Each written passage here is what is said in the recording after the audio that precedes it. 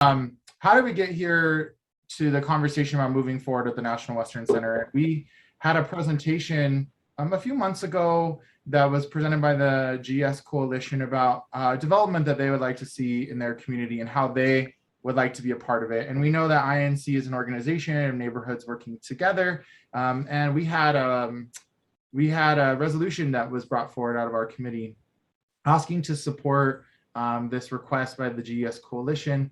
Ultimately, it went forward to the INC board. The INC board asked us to do a little bit more digging and to bring more of this conversation together. And so over the last few months, and of course the holidays, we worked to try to bring everyone to the table. And so we're really excited to have GS here, the National Western Center, and the City of Denver to have a conversation with us. And so just for some context, over the past few years, there's been extensive community organizing around the National Western Center. 2 years of COVID-19.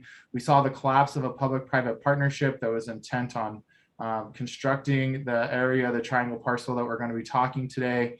There's unresolved Superfund contamination, of course, connected to COVID, and we've seen drop in tourism taxes and competition in the region with other Cattle Breeders Association, other events that compete with the National Western Center, and of course, the failure of the $190 million bond to pay for the Arena 1909 building with general fund dollars, which rely on taxes, including property taxes. That was known as 2E just this November. And so that's really changed the conversation for the National Western Center and the planning.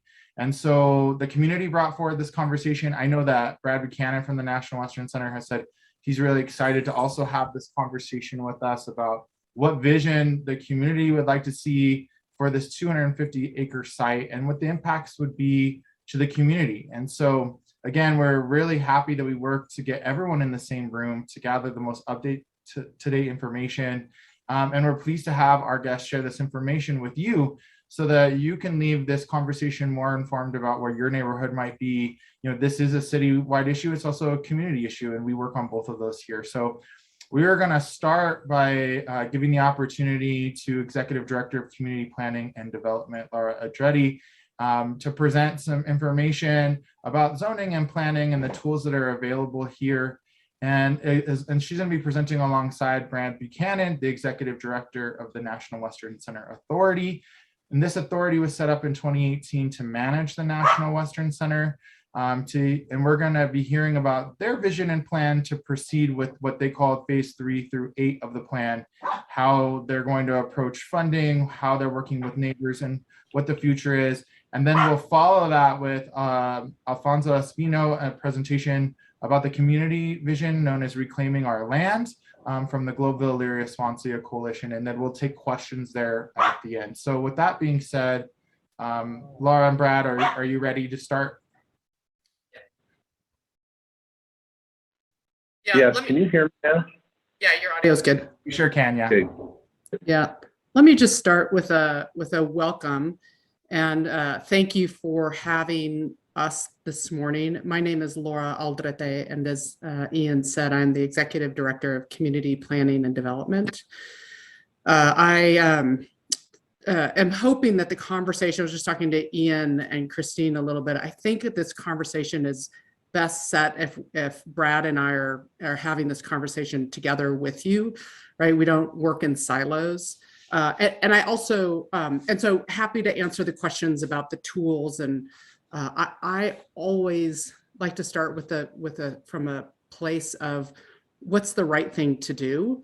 And then we can figure out what tools we need to apply to that, to the right thing, right? And so certainly, and I haven't seen your plan from GES, so I'm not sure what's included, but the couple things I heard Ian say is, that there are specific things that the GES community would like to see in terms of development, and they're also asking a question about how can they participate in the development process so that the outcomes are, they're driving some of those outcomes, right? So, so with that, I think it might be helpful for Brad actually to begin here with some of that process, right? Because we need to, I think we would want to examine the process and make sure that there's moments for you all to come in and participate in that process. And then define the product and then define the tool to get the product. I also just want to recognize that Sarah Nurmela, who is the manager of planning for the City and County of Denver for CPD within my organization, is with us today. So there might be some questions that she could help answer, but I just wanted to thank her for showing up this morning as well. Brad, I think it would be good for you to, if you want to kick into some of your ideas on process and kind of where you've been in the last 6 weeks with the community and those conversations.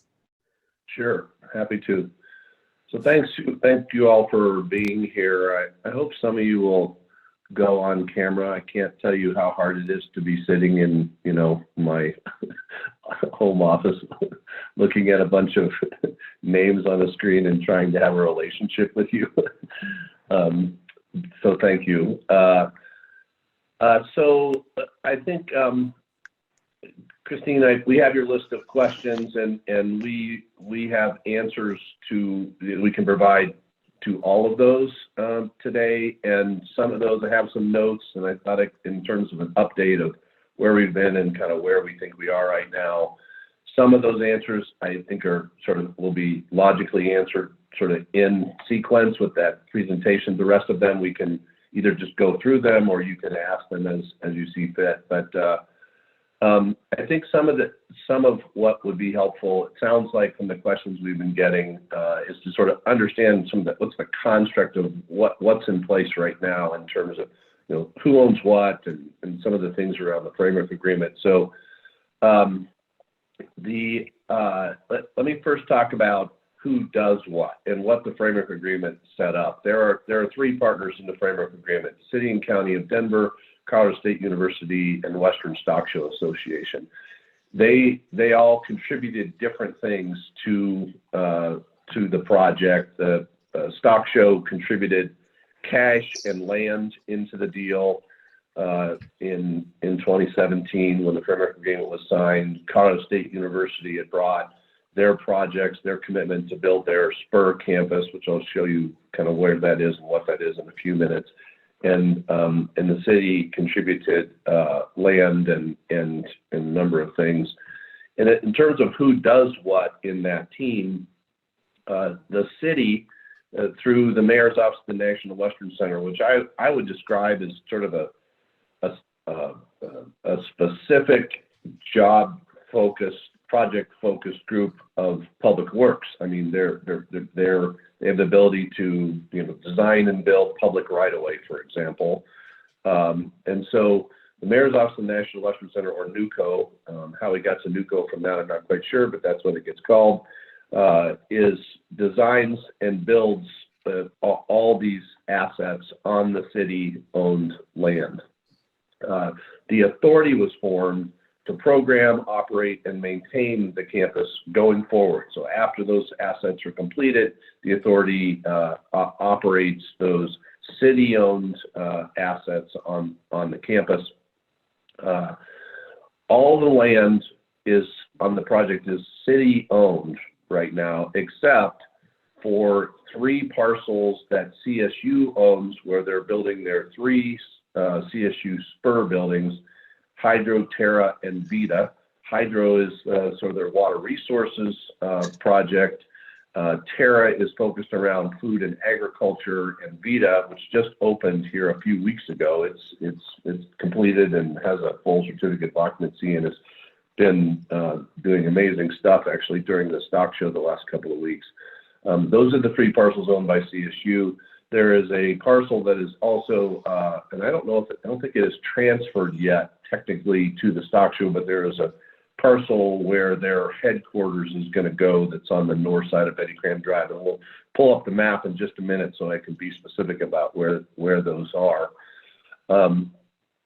So that's on sort of who's doing what and where it is. And Liz, is Liz able to share her screen, Christine, so that she can pull up a map and I can kind of describe what's accomplished so far? Great, thank you. Okay, so phases 1 and 2 are, they're basically all west of the track. So first of all, there's been a tremendous amount of horizontal work. Much of that area west of the tracks was in a floodplain. So the grade was raised substantially across that area west of the tracks between 46th, show where 46 is there, Liz, down there that comes, you can access that off of either Washington or Brighton Boulevard. Anywhere from 4 to at its deepest points, actually, I think 14 feet was the total fill. So substantial grading to get the site up and out of the floodplain. The 3 green buildings are the CSU buildings. Vita, that's the one that's open right now. If you haven't been there, I would invite all of you to go check it out. It's remarkable what they're doing there. Hydro, the Water Resources Center, that's a building that's in partnership with Denver Water. And then Terra, Spur Terra, which is the Food and Ag building.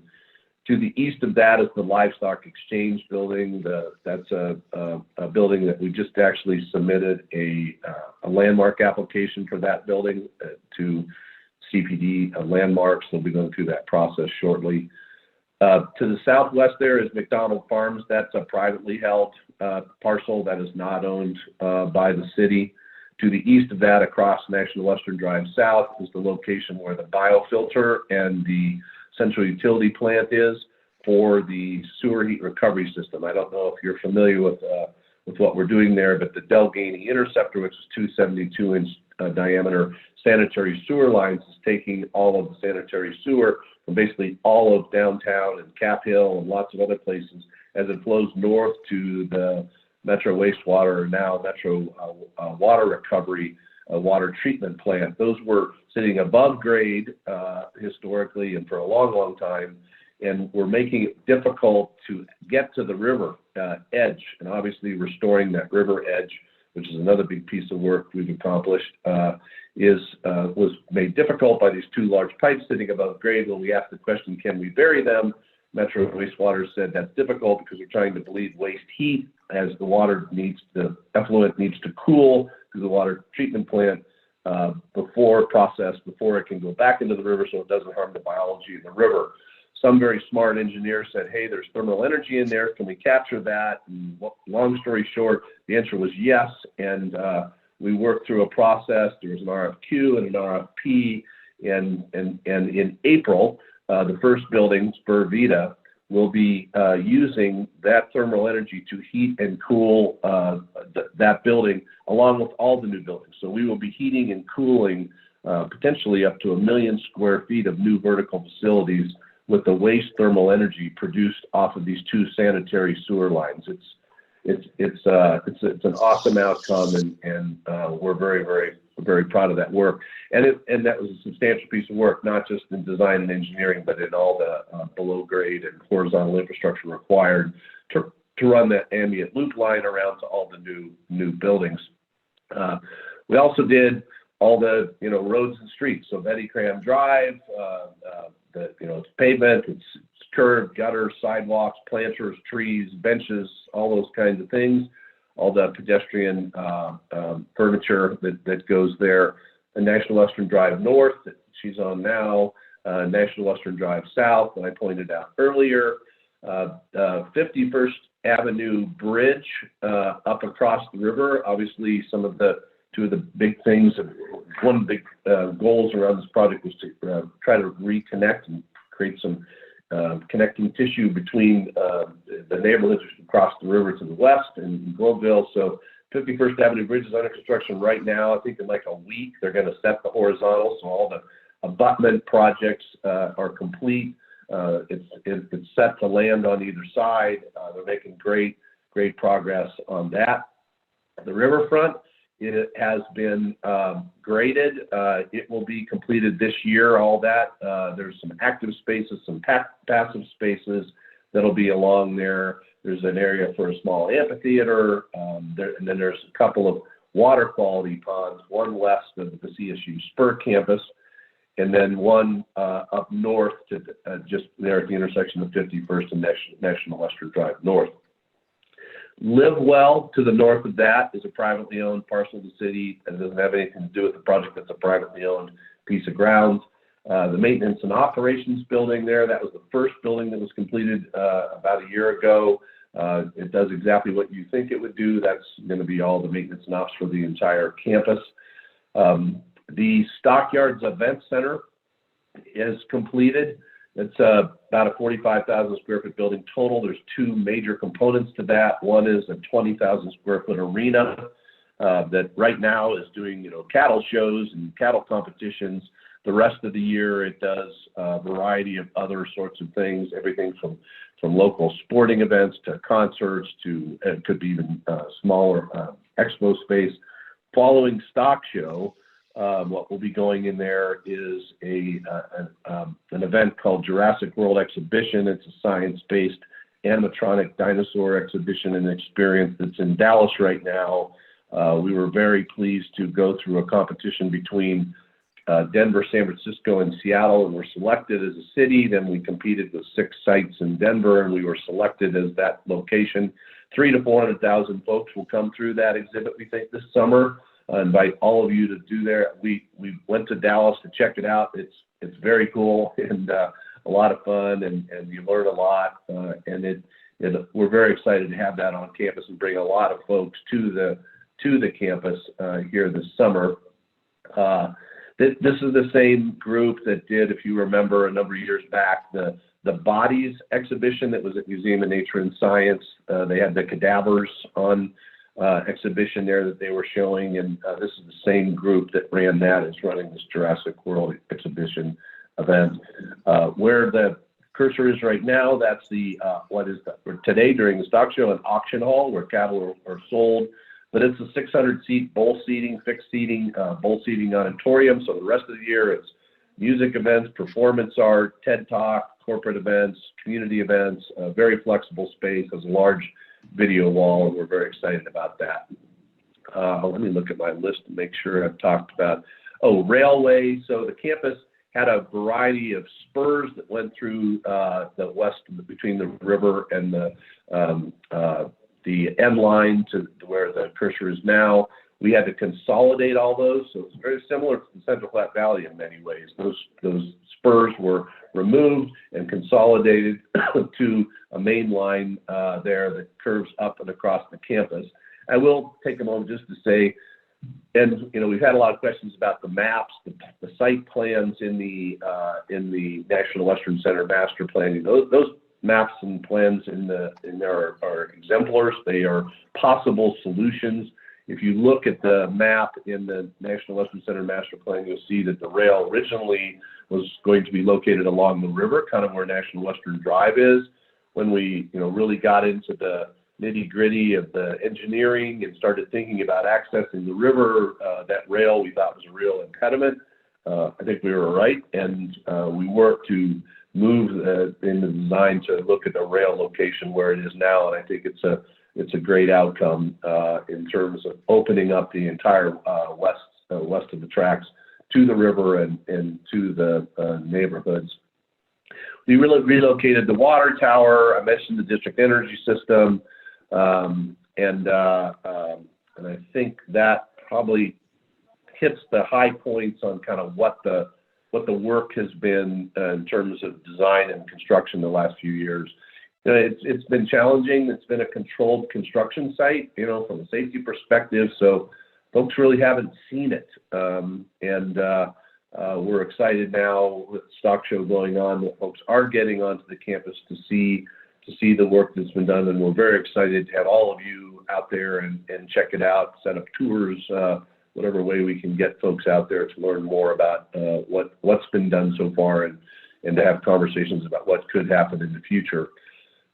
In terms of recent history, about a year ago right now, the decision was made in the middle of a pandemic that the P3 project should be stopped, and we were looking at a P3 scenario for this east of the tracks. And Liz, if you could just sort of draw roughly the area of the triangle. It's not a perfect triangle, but it's triangle-ish. So It goes, up to the end line rail station there. So that's another piece of work that was done. Obviously, that end line is open and functioning. That rail station is operating, people getting on and off there every single day. And this shows what the existing conditions are. There's an event center there that was built about 1990. The expo hall, which has been built and added on to the original historic 1909 Stadium Arena, that is landmarked. And then the Denver Coliseum south of I-70. Obviously, those are the big existing facilities that are on the what people think of as where the National Western Stock Show happens, and mostly where folks come to when they go see Expo Hall or they go over and see a rodeo. They may not even visit or know that there's a lot going on west of the tracks. The P3 work, and they got so far as to, that we had published a couple of iterations of the RFP.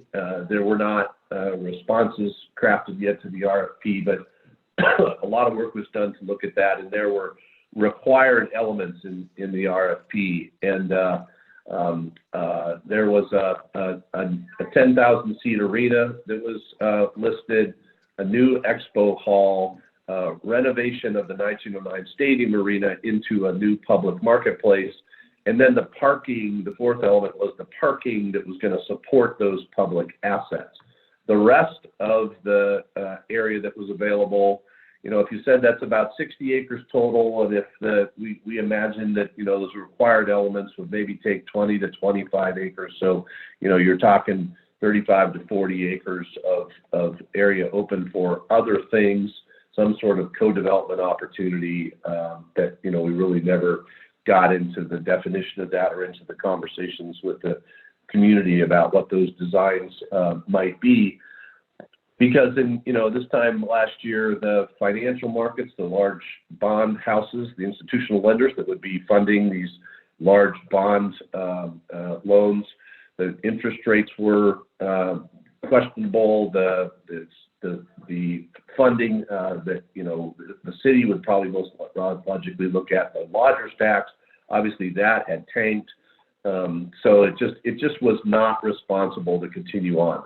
There was why spend the time, energy, and money when we didn't think there was potentially at that time a likelihood of getting to a deal that was responsible or was going to be affordable. So that was halted. So at that point, there were starting to be rumblings about a geo bond process. We thought, that looked to be a rational direction to ask the voters to talk about funding some pieces of that, those required assets.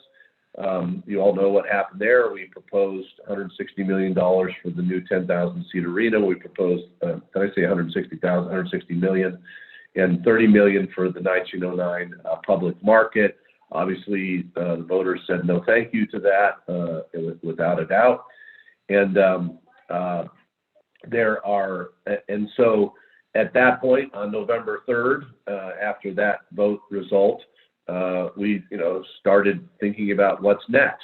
And what's next so far is a couple of things. One, last year, after the triangle procurement was halted, a couple of things happened. One, we knew that this year in 2022, we would be producing revenue through either our events or through the roundup that's happening at Stock Show right now, revenue for the Community Investment Fund. And we want to make sure that it can be put to work and that it goes to the community. So we started some work last February working with Councilwoman Baca and Councilwoman Ortega. They formed what was called the Community Investment Fund Committee, and the Community Investment Fund Committee has been meeting to work to look at what the options are for standing up a fiscal agent for the Community Investment Fund. We then went to City Council and to the city and requested funds because we knew that both the community investment fund or whatever process phases 3 through 8 would go through, that the community would need resources. They would need technical assistance, both expertise and funds, to be at the table and to, hand that costs money to do that well. You don't do that. It doesn't happen for free. And so we went to the city and asked for a $400,000 grant. We worked with the Department of Finance and crafted that request. That request was then taken to City Council, and it passed unanimously this past fall. So $400,000 has been transferred from the city to the authority, and it sits in a singular restricted account, interest-bearing, where it will sit until the use of that is determined through the conversation with the community in terms of how the community wants to progress this process. And then also, we've started a conversation with whoever we can get to show up and listen and was interested in talking to us about what does good look like in a process here. Folks, I think, are asking us and think we have a plan to go forward. We don't. We want to co-craft this process with you, with the residents of Denver, with the residents of GES. And so we've been asking that question. What does good look like to you? What do you look for in a process to come up with a result that accomplishes the mission and vision of the National Western Center master plan, and also the mission and vision of the communities of GES and in fact the entire city and county of Denver. So we've heard some things back around that, and please know that this is my personal take on kind of what some themes are that I've heard back from community members. Obviously, we've had quite a bit of conversation with GES Coalition, and you'll be hearing from them later about their vision for their approach to the future phases. We've heard we've also folks from the Citizens Advisory Committee that's been in place since before 2015. They've been involved in the conversation, folks from the Community Investment Fund Committee and others. Lots of other folks who are not on either one of those committees have been involved. And we've heard some things. Well, they want to understand what the framework agreement says. Like, what is this thing called the framework agreement? What does it say? What are the obligations of the city and the partners? What did City Council vote on in 2017, and what commitments were made and what things have to happen? They want to understand also, what are the financial tools? What are the options for funding for the future phases of the project? They've suggested sort of an open call for ideas, which is so akin to the 2017 GEO bonds. I think folks, we've heard some positive things about that process. It was an open call. Come one, come all with your ideas and visions and hopes and dreams, and let's put this into play and to analyze and see where there's fit and where they might go on the campus and those kinds of things. And then we've heard, obviously, in some of your questions, Christine, that you've been collecting from your committee are in the realm of understanding the site plan process. What does the master plan say? Do we need an amendment to the master plan? Is there what are those tools?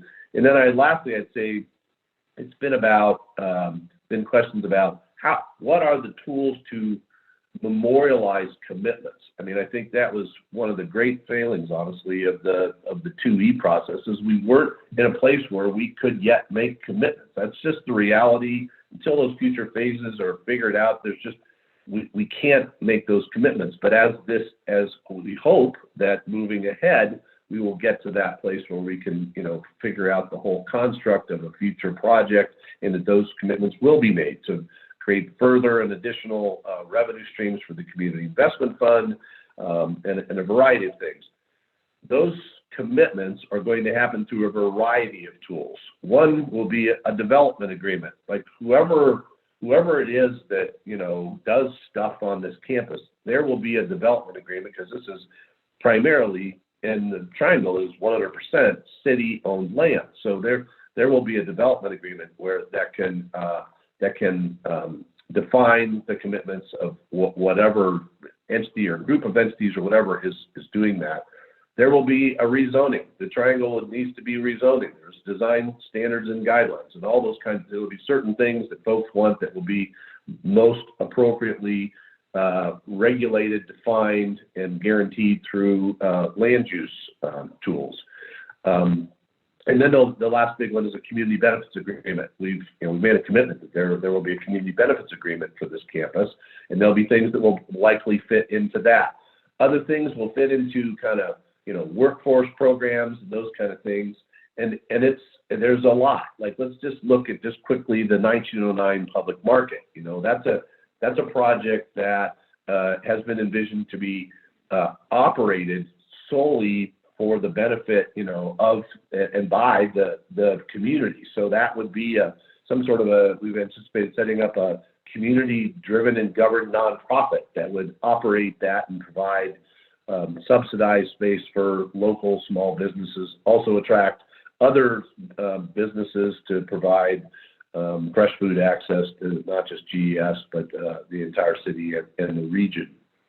So I will stop with that, with what our ask is today to you. And this is why I was excited to be here, is we want to know, what does good look like? What does great look like? We are truly open to talking about something that has not been done before in ways that have not been done before. And, there are realities that we have that, around these required assets.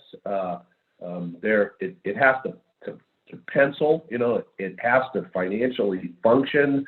The authority, obviously, we're the long-term operator. We have basically a 100-year lease. It's a 50-year lease with 2 25-year extensions. And it has to function. So there has to be a way to make this campus stay alive and operate successfully and sustainably. So I think I'll stop there, and then Christine, happy to answer any questions, both Laura and I. Okay, thank you for that, Brad.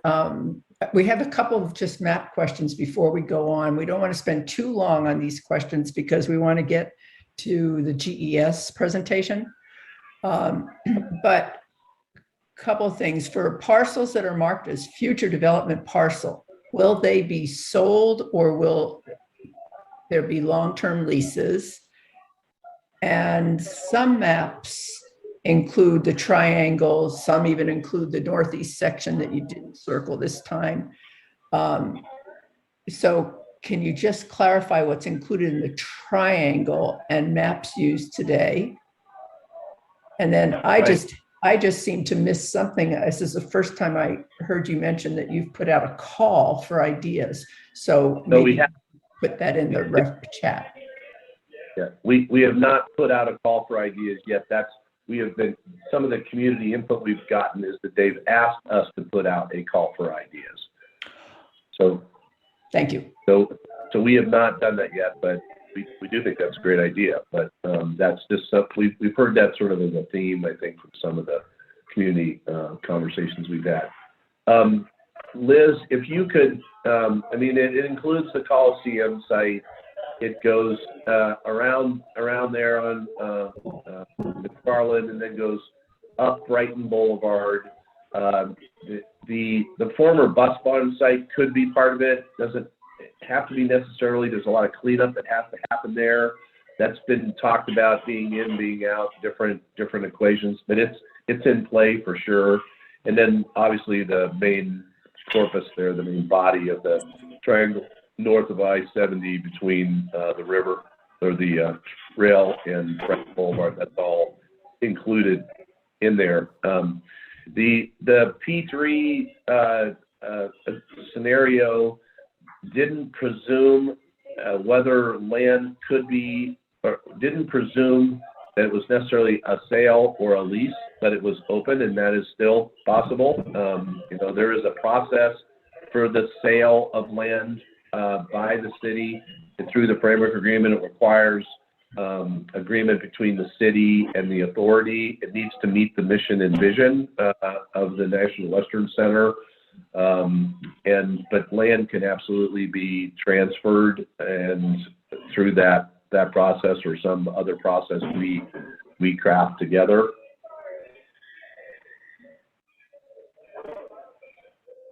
You're on mute. Thanks. There's somebody who's not muted. I can't mute them. Jesse Zamora, can you mute, please? Because I'm getting background. Thank you.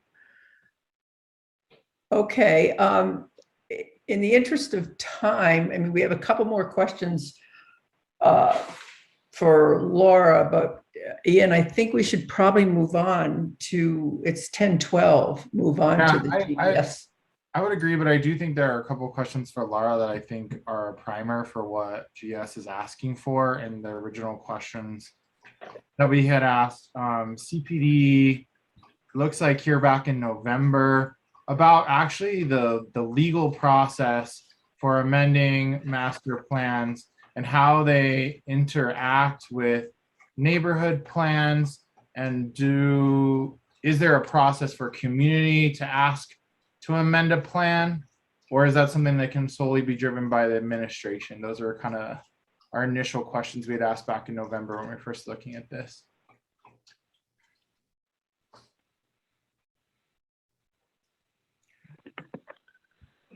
Muted.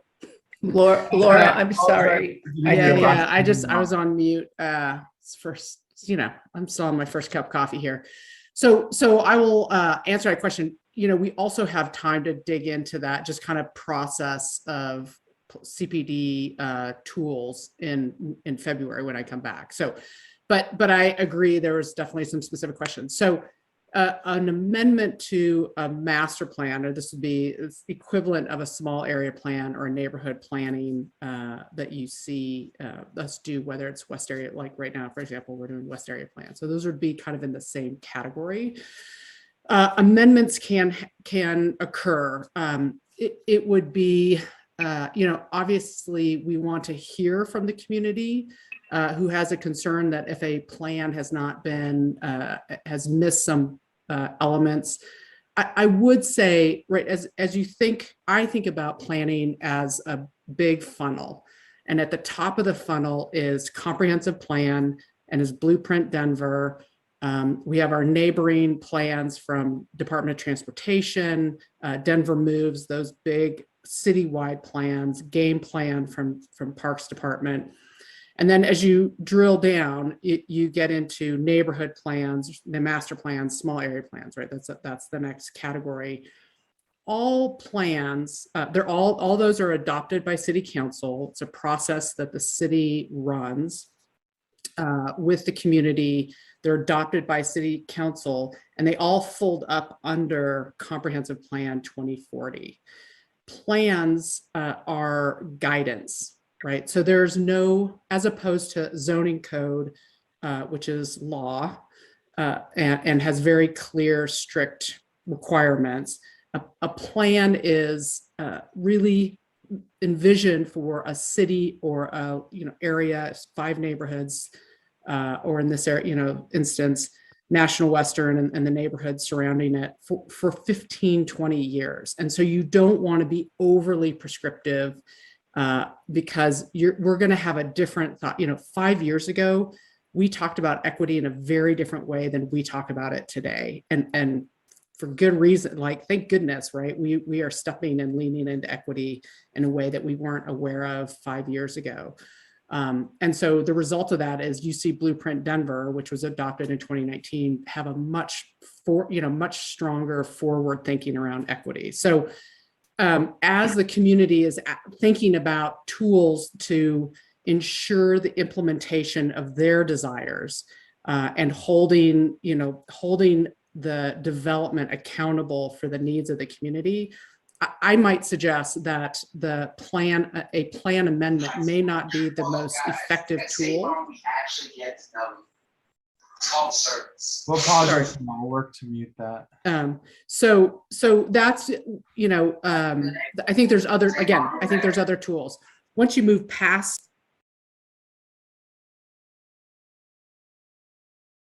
Laura, I'm sorry, I muted you instead of the person who had background noise. No worries. I'm sorry. That's all right. Maybe you're on your first cup of coffee too. No.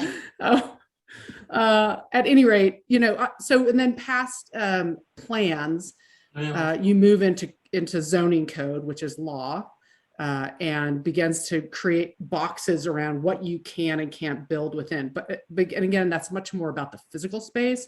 And so I think so that can start getting drilling down to some of the needs or desires that the community has. So we can talk about zoning code. The other piece, though, is I think there's a lot of social, cultural, community growth elements that are not tied to the physical space. And so those elements, in this instance, I might offer, and Brad, I teed it up a little bit. He talked about the development agreement, which gets to a level of specificity about what's going to be delivered and how it's going to be delivered. And in particular and in a development agreement, it can be both on the physical component of it that goes beyond what the zoning code defines, because it's still kind of blocky. Or it can be more of those, whether it's economic development for the community, workforce, affordable housing, all those elements that really help build community can have a level of definition in a development agreement that you cannot define, whether it's urban design standards and guidelines, zoning code, and certainly not a plan amendment. So I'm not saying no, but I'm saying I think, again, that's kind of where I started of what's the right thing to do? What do you need to get to for the community to ask that question? What is the desires and how do we need to see that implemented? And then let's ask the question about what's the right tool? Okay, Laura, that's really useful. And I'm seeing a bunch of questions about endorsement by the community. Has blueprint been applied? All these questions, I think maybe we can hold for February 26th when you're going to be speaking. The development agreement is something I know a lot of neighborhoods are trying to figure out. And it's really, thank you for those answers. Ian, I think we should probably move on to the other presentation. Yeah, right before we transfer, we had a chance to interview a couple other people who've been working in zoning a long time, a former planning director, Rocky Piro. And I think what you're hearing there is that, yeah, these plans are a lot of recommendations, and these plans don't necessarily have to be followed. It is good to know that they end up in the comp plan. And so really, I think these are questions we've had asked about title of ownership and zoning code, and even blueprint. It relates to the zoning code here. So I guess my takeaway from a lot of this conversation to people is maybe we're here about what they want to ask for the master plan, but the real power, the legal power is in the zoning. Is really some of the takeaway I had, and then who owns it. I also just want to make a note, and can you prepare your presentation, Alfonso and Nola, while we're saying this? For those who aren't aware, INC played a huge role in actually slowing down blueprint because there wasn't equitable participation in the surveying and community development. We delayed it for more than 6 months and worked to do that. And so that's just in the vein of our mission. And I think that's some good historical context for people. Yeah, I mean, Ian, it's a great point. And that's how good plans come about, right? It has to be the voice of the people. Engaging and adding in and building that plan. And just to draw a distinction for next month, I think there's this city, the laws that we create, and then agreements, right, which is more that development agreement, and they're different, and I can define those and draw out that distinction next month. But looking forward to that conversation. Oh, we can't wait. We're super excited to have you come. You're talking to the right crowd when it comes to wanting to know the vision and the plan and all the details. So, Alfonso, are you ready on your end? Are you able to share? Yeah, ready if everyone else is. Go ahead. Cool. I'll start sharing. Let me know if it works. It should. It's good. Cool. Just put this in slideshow format. And well, first of all, thank you for having us. Really appreciate it. It's been a while since we've been here as the coalition. My name is Alfonso Espino. Here, let me turn on my camera for just a little bit. Try not to mess with my internet too much, but my name is Alfonso Espino. I'm a community organizer with the GS Coalition, organizing for health and housing justice. And like I said, happy to be here. We are here to, I think more than anything, provide a lot of context behind National Western's not just build out, but the relationship in its historic build out to our community. And a lot of that history, especially in the past couple of decades, has been a history of dispossession. So we want to provide a lot of the context for where our campaign really came from, right, as organized community, why the ask is for land as a form of reparations. And that's really what we're trying to provide and really hope to inform y'all. I, at some point, have a somewhat short video clip that I think is very relevant about the National Western. It's very old, and I think some of you will be very surprised to see it. So yeah, I'll just go ahead and kick things off. This first slide is just a context of some of the public funding that has gone into National Western. Most recently, this was the 2C bond tourism lodging tax ballot initiative, which allowed the National Western to receive somewhere around $865 million in public investment. And there has, you know, in the framework agreement that Brad has mentioned, you know, there's an agreement to a community investment fund and an agreement to at some point come to a community benefits agreement. And I think the missing piece of that, as Laura has pointed out, will most likely be a development agreement, which actually is on top of zoning, a way to memorialize legally beyond a master plan amendment, commitments to the community. And yeah, so that's just this first slide. Oh, sorry. So last year we kicked off our campaign, and our campaign is really based on reparations, right? And the history of the dispossession by National Western Center and the city of Denver. Here at National Western, and I think it's also important to recognize elsewhere in our community, we've been targeted time and time again for dispossession, for the use of eminent domain in our communities. The most recent was actually at National Western in order to accumulate some parts of that land that now belong to the city or National Western. And right before that was the use of eminent domain in order to take, I think the end result was 56 homes for the construction of I-70. So I think it's important to point those things out because there is a larger context to the claims and the grievances that organized community members are talking about when we're talking about the relationship between our community as I wouldn't even say really ignored communities. I think that's something that's been used a lot. I don't think that we've been a community that's been ignored or forgotten, but by no means do I believe that, but I do believe that we've been an overexploited community. And that's where I like to start the conversation, is that we are an overexploited community, and our campaign and our ask for some of that land to be returned to our community is based on that reality.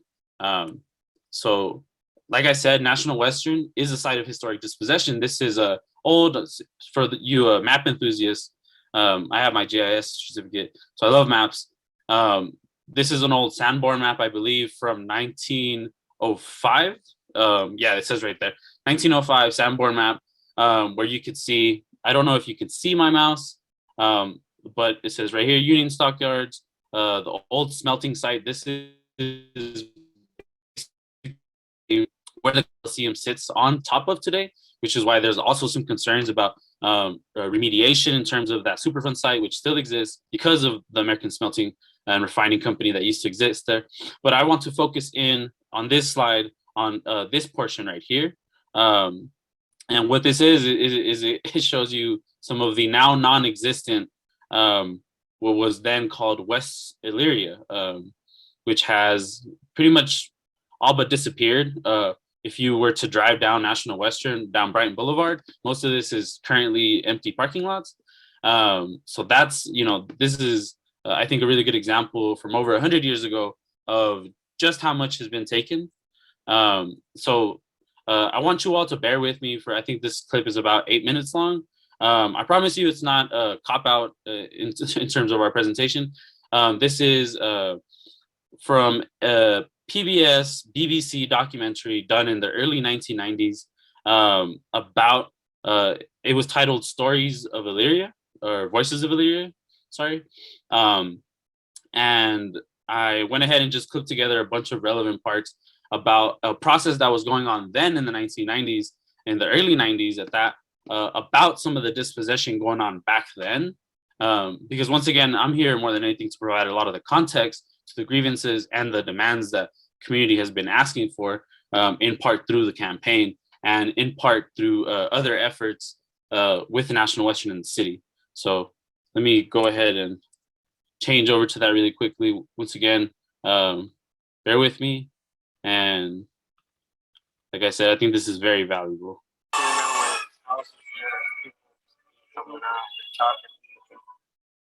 You know,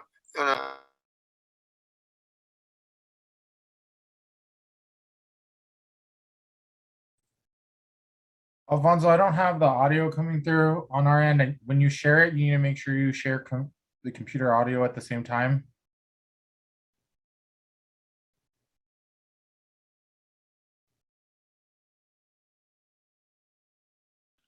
How do I do that, Ian? Just to be sure. So I think you'll unshare and you'll reshare again. And when you share the video, it should give you the choice under one of the drop-down bars to say share audio too. And then David Pardo is suggesting everybody else turn off their video to save bandwidth. Thank you. Let me know if this works. once the National Western buys a block, the street is theirs. Can you hear that? You're good. You're good. They do what they I'm want with just it. gonna There used to restart be a it street back there slightly. and talking to the people, and now it's down to practically nothing. You know, the stock show does own, which you can see back as far back as this camera is going. Once the National Western buys a block, the street is theirs. The city gives them the whole street. They do what they want with it. There used to be a street back here. It's not there anymore. They cover whatever, you know, and this is what the stock show is going to do with this street. Basically the same.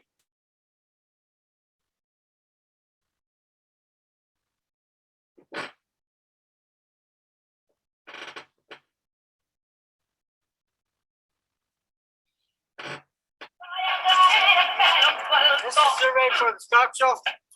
Yeah, Okay, yeah, this is where the ramp and that's supposed to go? yeah, they want to know, how much concrete that they're going to have to tear out. I guess so somebody can give them a bid, Yeah. how much it's going to cost.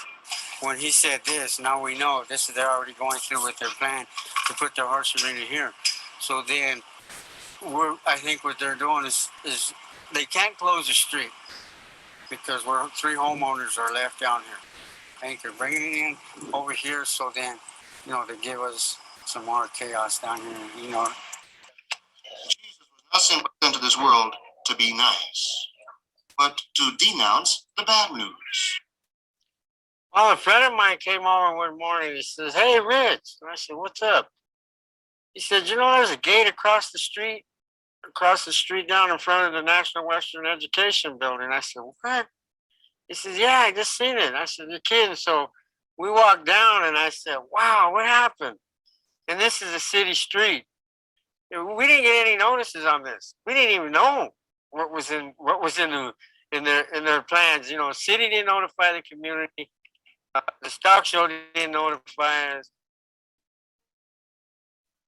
All fence went up and bam. Welcome to the National Western Complex on behalf of Chuck and on behalf of all the National Western staff. We're pleased to have you. I'm Pat Grant. I'm with the National Western Stock Show, and we all would like to welcome you to this neighborhood meeting. That there's been a long history of these neighborhoods being neglected. People have not been coming consistently to say, hey, can we put a highway right through the middle of your neighborhood? We've constantly been accommodating changes here, and we're coming here for all these changes a lot because of the changes taking place in National Western. I want to demand that the community be brought in on the master plan. Not a question if they should be suggested or maybe it'll happen or not. I think that's something that we have a right to see and have the right to be involved in.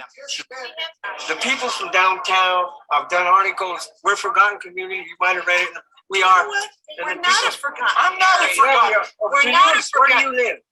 Do you live in the community? I grew up here. I grew up Do in you live in the Louisville. community? Yeah, well, no, I have Okay, rentals then, here, this is and what I I'm take talking good about. Okay. care of them.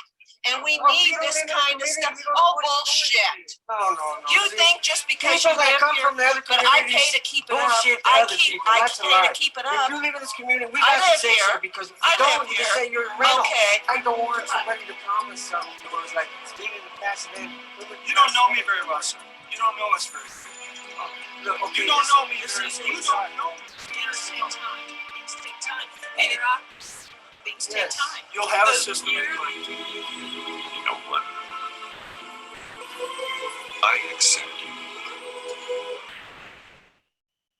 Monies brought in because of the stock show in a 2 to 3 week period are $40 million plus.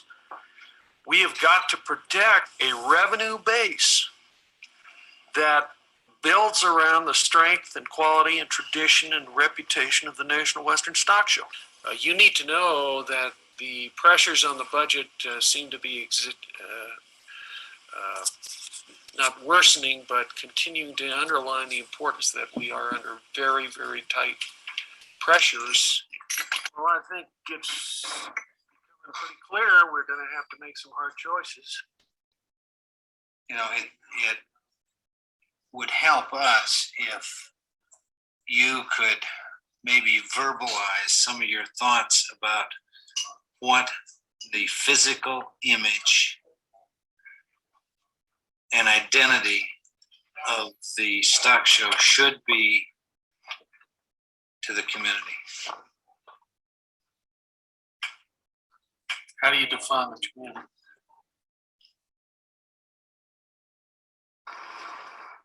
Well, it's a real nice house. I like it very much. It's nice to live in. Well, we've been real comfortable in it.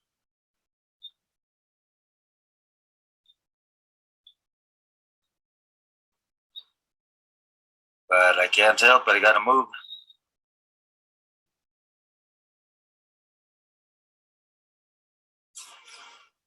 There's not very much to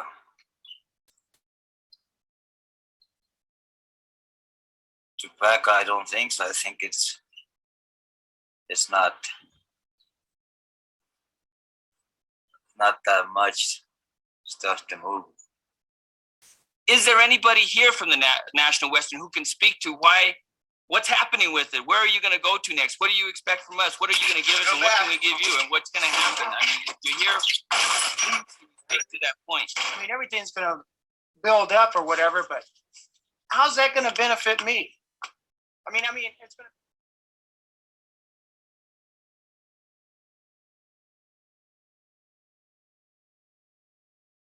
We've got conflicting goals. The 86, 87-year tradition of the stock show is what's important to them people. And they probably don't care what that building looked like on the outside. I don't like the roof on the Coliseum over there now. This one can look different. I'm sure it will.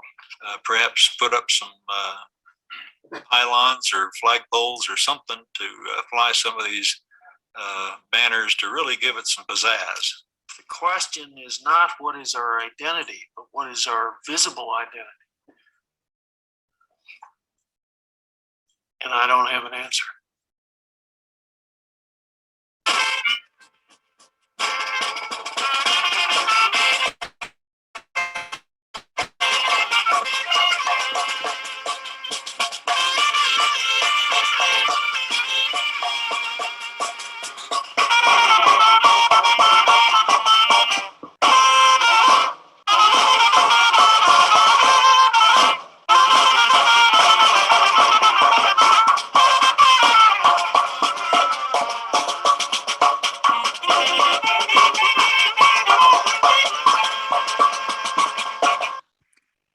So thank you for bearing with me.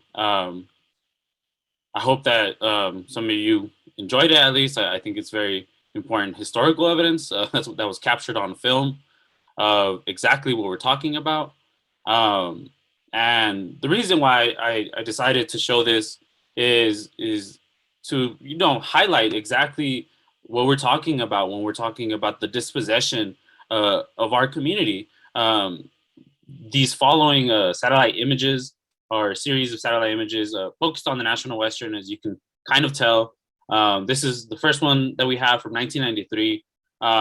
So one of the main gentlemen in that PBS documentary, he lived somewhere around here, if you could see my mouse. And as you can also see right here, these are all now empty parking lots.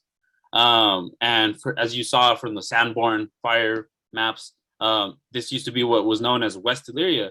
And like I said, the relationship between the National Western Stock Show, the city, and our community has been this for a large part of it.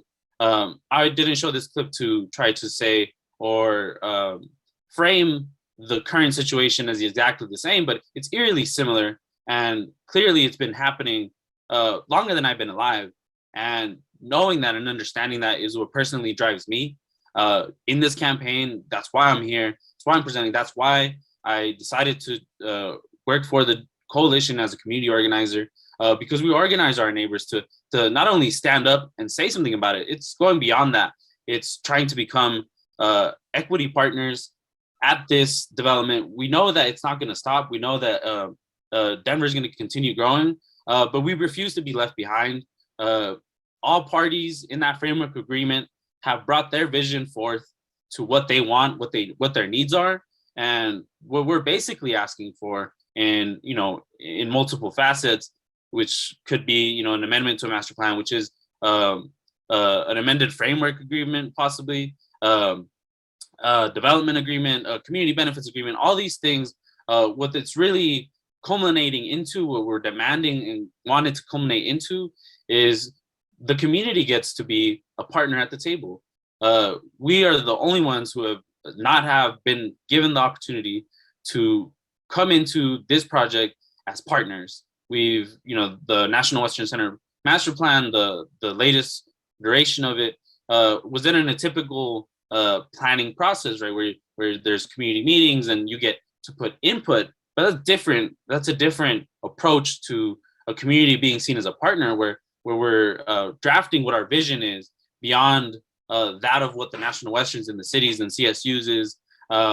Because really, all that, in my opinion, happened with the master plan. What typically happens is, the larger things, the development is, for the most part, agreed to, and the vision is established by the parties with power, in this case, the stock show, the city and CSU, and everything else is, could be called crumbs, if you will. But really, as you can see through the progression of these slides, the National Western progressively has taken more and more of community land, people's homes, people's businesses. In the latest iteration, happened, what was it, 5 years ago now, when eminent domain was once again used. One of our coalition members, David Torres, was one of the latest victims to this eminent domain, to this historic displacement of our people. And, I used to have my barbershop and Botanica right there. And the only grocery store that I had, a small grocery business that I had available, my community, right there, it's all gone. So what it's really about, what we're really calling for, is to become partners, because we're experts in our own reality. We know what we need in our community, what things have been missing for a long time, and we want to participate in the future of our community. We deserve to, and I don't think that it's a lot to ask for. What that results in is, there's a long way to go down the road. There's a lot more community to be involved. There's a lot more different players across the city to be involved. But this is the premise of it. When we say that we have a communities plan, we're talking about, the beginning of it, right? It's based on the premise of reclaiming land on the triangle for our community. The coalition, through organizing, through, the foundations of the coalition are really fighting that displacement, has been able to establish a community-owned land trust, ran by the community. And that's what we see as a tool on this project.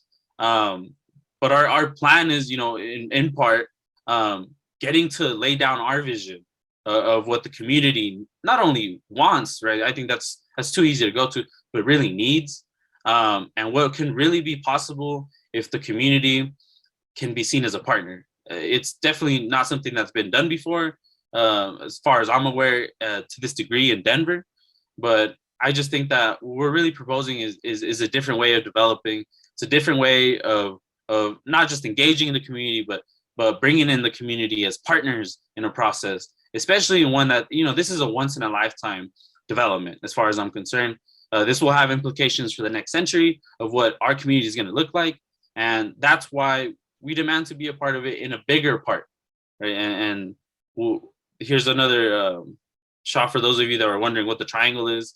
This is from our brochure that you can get on our website, about our intentions. What the triangle is right here, as you can see, it does cover the Coliseum. I think Brad confirmed that earlier. But yeah, I'll just turn it over to Nola now to finish the rest of this presentation. And thank you for bearing with me up until now. Good morning, everyone. My name is Nola. Miquel. I'm one of the co-directors for the GES Coalition. And I'm just going to try to talk a little bit about the shift in benefits towards equitable partnership of community, like Alfonso was talking about, and also give you some details. I know people are asking about the community land trust, so I want to just give a little bit of details and answer some of the questions that that Christine had sent us from the committee. So first of all, I think it's important just to talk about that shift in community benefits. You all know all the things that the community has been through, including I-70 and kind of these mitigation models of how benefits are given back to the community. And I think what we're looking at, we've learned a lot. And now that the community is being displaced as well, it does change a lot of community benefits, because the truth is that the development in itself is making it so that the community can't benefit from it because they're being displaced. So the shift in benefits is super critical, and what that shift is to more of community ownership. We also know that we can't depend on an outside developer, a profit-oriented developer, to get the types of outcomes that the community needs. We definitely saw that through I-70 and continue to see it. There were efforts for a food access and grocer in the neighborhood. Has that happened? No, those mitigations haven't worked. There's been efforts to have jobs for the highway. Has that effort worked? Barely. So we need a different type of model around community benefits that involves the community as an equitable partner. We want to move to a more reparative, redistributive policy and both approach where the community is a true owner. So we can go to the next slide, Alfonso. I'm just going to talk a little bit about the land trust itself, because the land trust had us having the land trust. Well, there should be one slide before this one. Is something we didn't have in the past. So Tierra Colectiva is a fairly new Global Area Swansea-based land trust. And I know there's some experts around community land trusts in here, but there's over 200 across the United States, and they all work differently. But this piece is what all land trusts have in common, which is the separation of the buildings or the improvements and the land. So that's kind of the core of it, and that there's a ground lease agreement that pairs those two. And it's in the ground lease where the resale restriction lies, and that's what maintains the affordability and perpetuity. So, and stewardship. We talk about stewardship and land trust a lot, of the community be able to ongoing steward that land in perpetuity for community benefits and uses. You can go to the next one now. And the land is collectively owned by the community. And I'm going to talk a little bit about the structures of how that works. But again, this is just kind of repeating that The buildings are owned potentially by a family, by individual. It could work a lot of different ways depending on what you're developing. Community land trusts can do rentals, they can do home ownership, they can do commercial, they can do agriculture, they can do, host nonprofit sites, kind of whatever the community needs and whatever the market isn't providing. So at Tierra Colectiva, we have been very focused on affordable housing initially and want to focus on home ownership because we want to move more and more towards home ownership and for families to be able to build their equity and wealth. But you'll see how the land itself is governed by a nonprofit board. And that board then does all those activities that are here, the functions, managing that land, acquiring property, potentially identifying partners and so on. You can go to the next slide. So the structure itself of how the land trust is governed is really important. We get a lot of questions about this. So not every land trust is governed this way, but this is the foundation of what the C in the CLT is. And that is that the nonprofit board itself, it has a tripartite structure. So that's 1/3 of people that actually live on the land that are homeowners in partnership with the land trust. And then that there's a neighborhood structure, a neighborhood membership that ongoing elects that board. So at all points in time, the community board, the community land trust board is always 2/3 community members in the area. So every land trust identifies its area. We have identified Lobelia Swansea as the focus area for this land trust. There's different land trusts that are out there, like you may have heard of Elevation Community Land Trust. They're statewide community land trusts. So their area is the whole state. So it's a very different approach. We're very, very locally based. And that board, its mission and its goals are around ensuring that the community vision is enacted. So as I was saying, that right now affordable housing is the biggest priority. Okay, so that's just a little review of the land trust. I'm happy to talk more about that. You can go to the next one. So the question about what community ownership looks like, which was a question that goes back to the structure. The next question that you had, Christine, or that Christine sent us was potentially about the criteria, or if we have a development plan. So what we're working on right now with an urban planner and architects initiating a large-scale community process is around creating a plan for the triangle that would give more vision to what the community would like to see there, because we do not feel like the master plan represents community vision. We don't have a development plan right now because we don't have ownership of the land. And that's something that that we would need to have and needs to correspond with the movement for the plan. Because another worry, of course, would be if we give our vision, we give our ideas, as we usually do through community processes, as active community members and people that are participating, and then that's co-opted into a plan that then someone else develops. We're not going to be able to obtain the type of goals that a community land trust can through ownership just by having a plan. So the plan itself or a master plan definitely doesn't get to the type of agreements and outcomes that we're looking for. So this is an example from Dudley Street in Boston.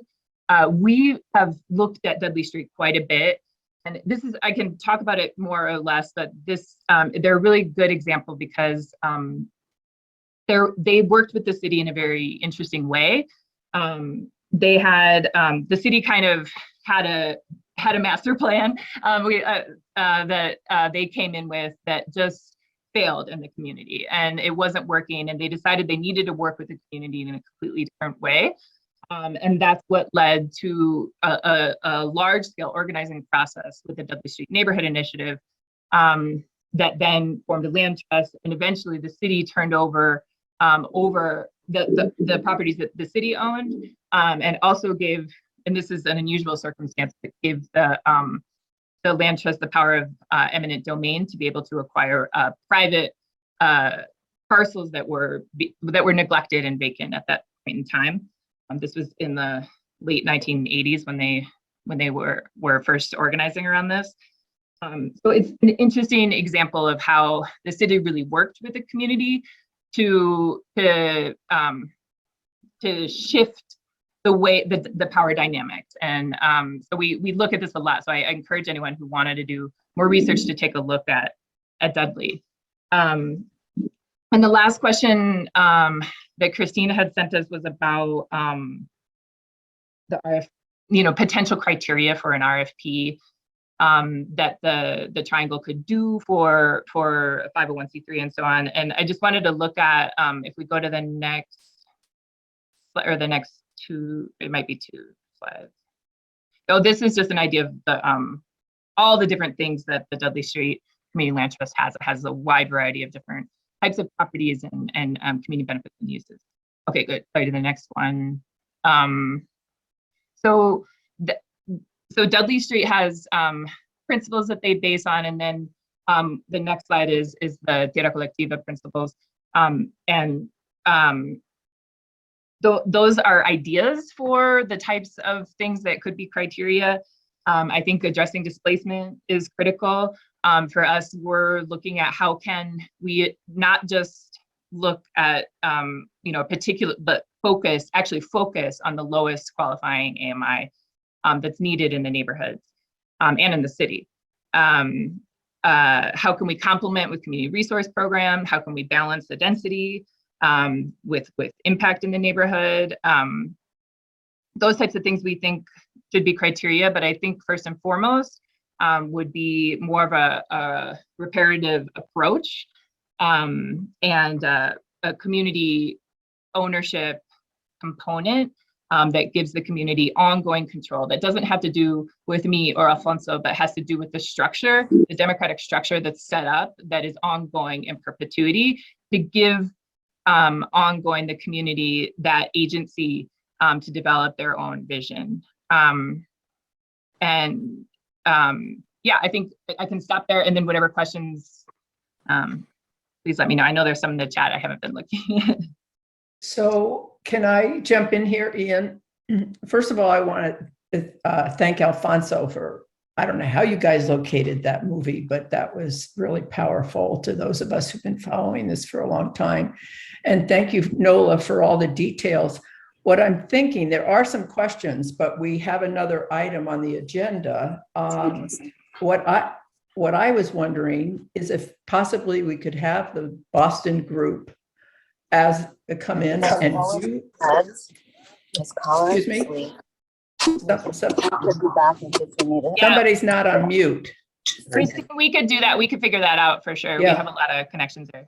Because I think all your ideas are really useful and we need so much more time to explore them. So if it's okay, I guess what I would just like to hear is that the city isn't going to be disposing of or going ahead and leasing land to other potential developers without further discussion. And I guess I'm asking Laura or Brad that question.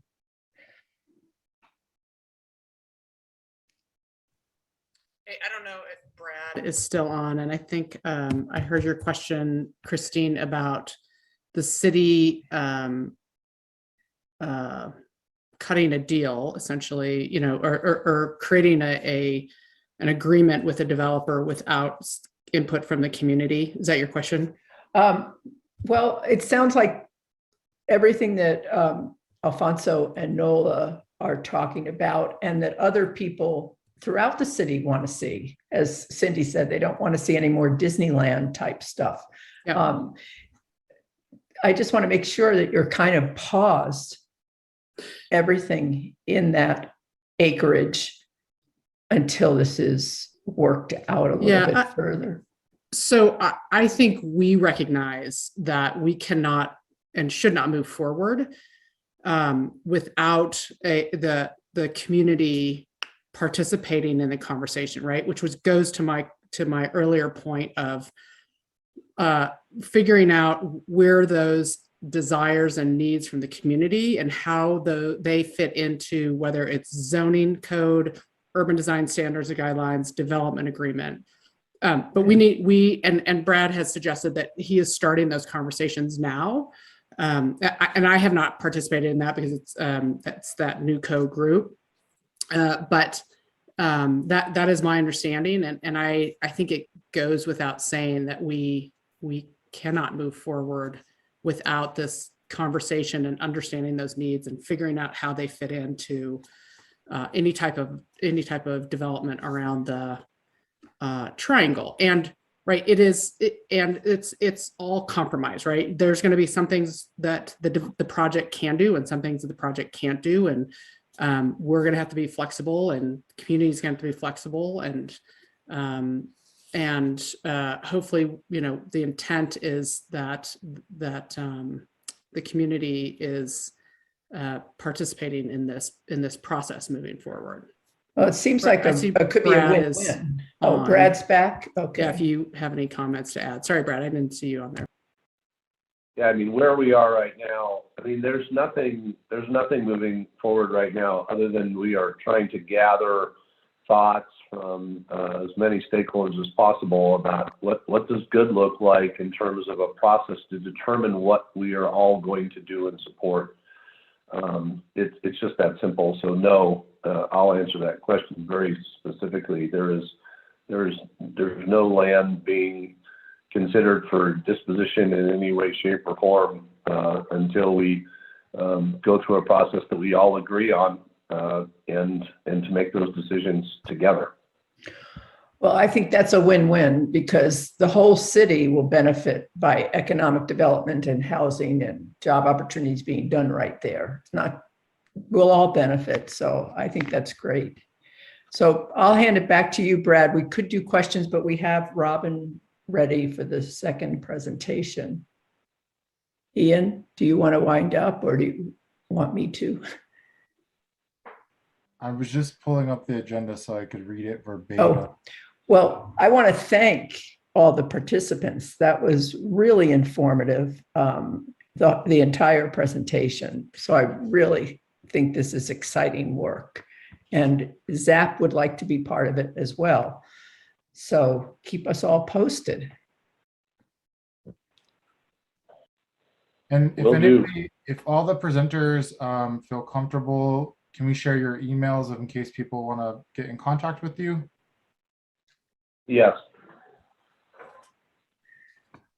Yep, that works for me too. Great. Yeah, that's fine with us as well. And also, if anyone's interested in the original PBS documentary link, I can send it to them. Okay. It's like an hour long. Sure. Thank you. Well, can you put it into chat? Yeah, if you could post it. But you can also watch it again on here because we're recording. I think his was short. His was snippets. And this one is an hour long. I would be interested. I thought that was pretty powerful. Thank you. All right. Well, thank you to the first group. We really appreciate it. Thank you. Yeah, months in the making. And thank you to our members for asking us to go out and do it. We're going to move on to our next topic here, which is proposed changes to the Board of Adjustment with Councilwoman Robin Kniech and Councilwoman Amanda Sandoval. The Denver Board of Adjustment is comprised of 5 mayoral appointments and 2 alternates, and their sole duty is to hear and decide cases under the Denver zoning code. The council people are proposing some immediate changes and possibly some changes in the future, so they reached out to get on our calendar. And do know, I'm going to drop a link in that the Board of Adjustment meets on Tuesday mornings, and there is an opportunity for anyone from the public to participate. So Robin, you should have, Councilwoman Kniech, excuse me, you should have the ability to share if you're the one making the presentation or anyone from your team. And you're on mute, actually.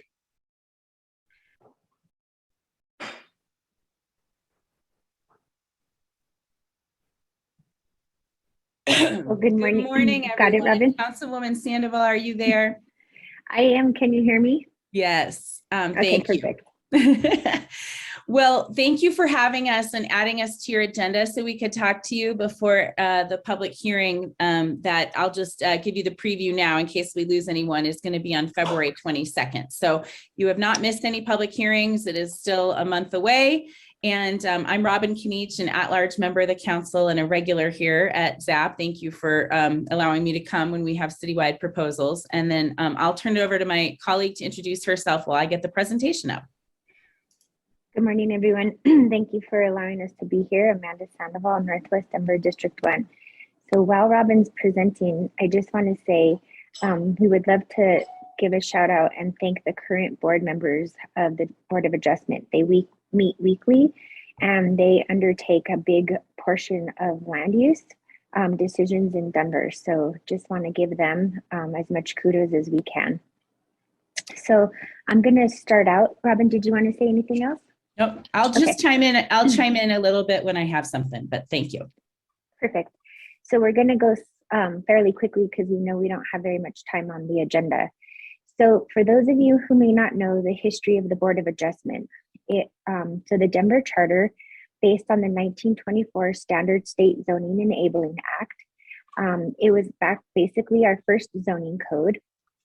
In 1955, the Board of Adjustment approved all zoning permits, zoning enforcement performed by the building department. And in 1956, a zoning overhaul came and it gave specific powers. It narrowed the powers of the Board of Adjustment and it created the zoning administrator to do day-and-day enforcement. Up until the 80s, the Board of Adjustment was appointed by council. Then it changed to the mayor.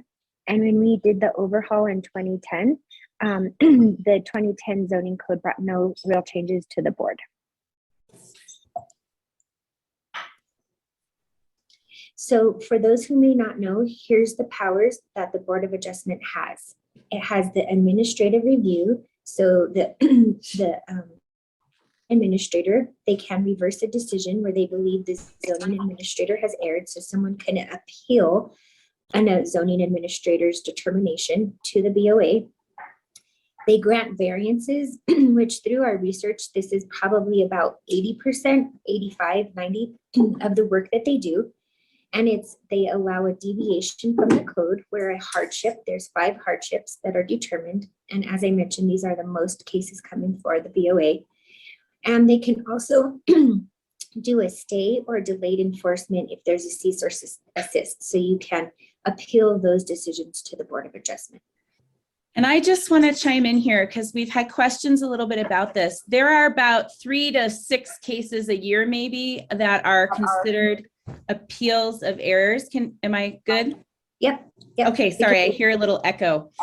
I want to clarify for folks, those appeals could be by anyone. They could be by a developer who was denied permission to do something, who says, no, I want to do it anyway. It could be by a neighbor or a neighborhood organization who says a permit was granted and we don't want it to be granted.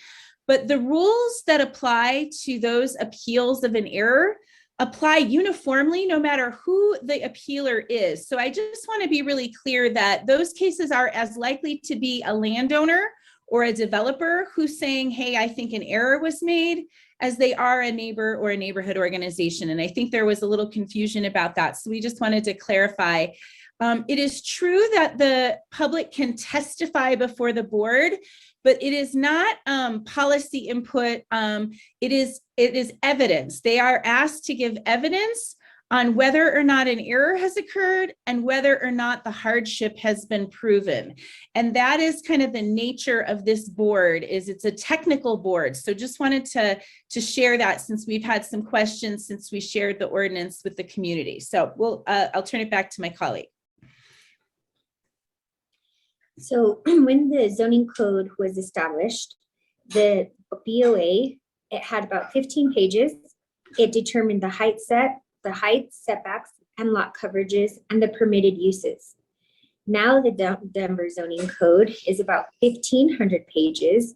And as you can see, we have building forms, alternative standards, housing incentives, which might be coming soon, modernized community objectives, And since then, we have had expanded state and federal regulations for Housing Act, ADA, and other regulations come forth since the overhaul in 1954. So the charter of the city gives council the power to create this board. And this is really important. It says the council may provide for the appointment of a board of adjustment. So this is one power, which is to create the board. And that is the power that we will be talking about today. There is a separate power, which is the appointment or removal of the members of the board. And so there are many things in the charter that are very strict. The hardship criteria have not changed in 100 years. And I just want to give you an example about why that might matter. 100 years ago, preserving historic buildings wasn't necessarily a priority the city was concerned about. It is today. And if you can imagine, a typical home from the 1920s or 1940s is unlikely to be able to meet every zoning criteria we have today. It's probably too close to the lot line. The garage might be in the wrong place. Now, if we want to keep old homes in Denver, the hardship criteria might need to allow for us to make exceptions for those old homes, right? Now, we know that if you scrape that house and you build a brand new house, it will have no problem meeting the zoning code. It can be exactly the right distance from the lot. It can be exactly the right place in the lot. All of that can be perfect if you scrape that home and build a new one. But if we don't want that, if we want to keep old homes, the importance of the variance process is that we need a path for the zoning code to say, well, there's a good reason we can't meet the code right here. And we should be thinking about how we protect our values. We had a neighborhood that was trying to save a tree, and our hardship criteria did not recognize keeping historic trees, for example. So there are places where what we learned is that the charter language can be very, very stringent and very difficult to actually be able to raise the values that we have as a city today, like old homes or old trees. So as we looked at the charter, we realized very quickly that we wanted to have a conversation about what was different about our board compared to how other cities were doing it. We are having many conversations in the city about how we update landmark, how we update ADUs, how we update the criteria for zoning. But this board hadn't been looked at in 100 years in terms of its appeals powers. So we asked the staff at zoning administration to kind of talk to their peers across the country and tell us what folks were doing. And what we learned is that many folks had made updates to their definitions of a hardship because of the reasons I described. They wanted to be able to protect the values of the city and modernize the language. What we found is that because these are technical appeals, they were having more professional hearing examiners make the decisions. It's a lot to ask a volunteer board to play a legal technical role. So there were fewer boards, and more of the boards that did exist were seeing just appeals in a narrow category, not as broad of appeals as we have. Every single overheight fence is going to the Board of Adjustments in Denver for the most part. So those are examples of differences that we found between Denver and other cities. So for us, for Councilwoman Sandoval and I, it was like, okay, we should have a conversation about our definitions, and we should have a conversation about whether every single decision should go to a board like this, or whether we would have more consistency if we used a professional board. And so that is where we thought that conversation is important, but it'll take a lot of time. And it will also involve a lot of stakeholder input, whether that's neighborhoods, people who appear before the board, all of it. So that conversation is planned, and you'll see it described as phase 2 here. But what we didn't want to do is leave the board without the support it needed in the year, 2 years, however long it takes to have a conversation about those bigger picture issues. So that is the ordinance we're going to talk about today. And I'll pass it to Councilwoman Sandoval to talk about the goals of phase 1, which is the ordinance proposal that is moving through council in the next month or so. Thank you, Councilwoman Kniech. So as mentioned, the goals for phase 1, the modernization of the board structure, is to have some professional preparation for the board, have them well trained, have them legally prepared, and have consistency for community. And as I mentioned at the beginning, we have great gratitude for the current board. It's a demanding board. It meets weekly, as Ian just mentioned. And what we've heard is we want better board members and applicants to have a stronger foundation to prepare for. So when you're interpreting the code and making these determinations, we want to make sure that this board is given the tools and the toolbox that we have so that they can make these determinations for our communities. So I'm going to breeze through the changes really quickly so that we have time for your questions. We are going to sunset the current board and reappoint it as the charter allows us to do. And we're going to change the appointments to be shared, and we're going to add training requirements. We have, some of you may know, we have sunsetted other boards and reseated them. Host Advisors and Sustainability Council are two of the most recent that we have kind of revamped and reappointed to be able to better meet the needs of the community in the city. So we will be splitting the appointments between council and the mayor's office. This keeps us talking to each other, collaborating as we vet candidates. It actually brings us more recruitment energy because we as council can reach out for different recruitment than sometimes the mayor's office does. You can see on the right-hand side of each of the slides that there's precedent for every single proposal we're making, precedent in Denver and precedent in other cities. So we tried really hard to make each of these things based on a best practice to be able to meet the goals that Councilwoman Sandoval mentioned. So we have currently, many of you on INC and the RNOs are familiar with landmark, and you're familiar with design districts, and you know how important it is that those technical experts are protecting the standards and adhering to the codes that really protect the values that those boards represent. This board surprised Councilwoman Sandoval and I. We were really shocked that there were no qualifications for it. It makes legally binding decisions on a 1,500-page code. They are subject to lawsuits or legal challenges if they violate ADA, if they violate due process, and the city is responsible. So all of those things require a degree of training and preparation that can't just be achieved through like a crash course that when you're appointed. We really need people like Landmark, like design districts, who have some background in these areas to help make sure they're ready to make those decisions. And that is a very common precedent in other boards and in other cities. So this is the categories: architect, urban planning, attorney, and then some other demonstrated interest in land use. It doesn't mean that you're a day-to-day professional, but this should not be someone's first exposure to zoning. And we have had board members appointed in the past who did not have a background with zoning. So that's just something we think should probably not be your first experience. Maybe there would be another board to start on if that's an interest you want to develop for the first time. And then training. It seems like no-brainers. Everyone who we've met with, including the board members themselves, agree that we should have consistent training on all these topics.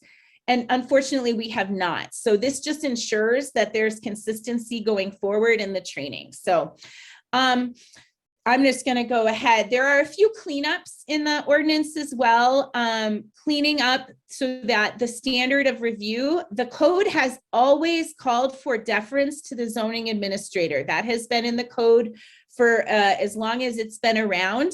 And in the current legal terminology, the standard of review that matches that is clear and convincing evidence. So we're just cleaning that up to make it match. There is a definition of unusual conditions that also had some language in it about financial stuff that also exists elsewhere in the code. So we're going to just get rid of the duplication and make unusual conditions, which is like your lot is a funny size, or your house is a funny shape, or you have a river running through your lot. There's something unusual about your property. That is just going to be about physical characteristics. And then you can see making the terms for alternates consistent at 3 years, and changing the attendance standard to be the same as all our other boards and commissions. All of our other boards, it's typically if you miss more than 3 meetings in a row without being excused. So all of that is to be consistent. So I am just going to turn it back to Councilwoman Sandoval for phase 2 details, and then I think we'll wrap it for questions. So, thank you, Councilwoman Kniech. So for phase 2, I've been looking at the chat, and a lot of what you're asking for will be phase 2. So it's a little bit nuanced because we have a charter and we have a code. So the proposal for the removal of the BOA, the Board of Adjustment, from the charter is an ordinance that we would like to see, a ballot initiative that would go before the voters, and we're aiming for a year from now. So January 18th is the deadline to get onto the April 2023 ballot.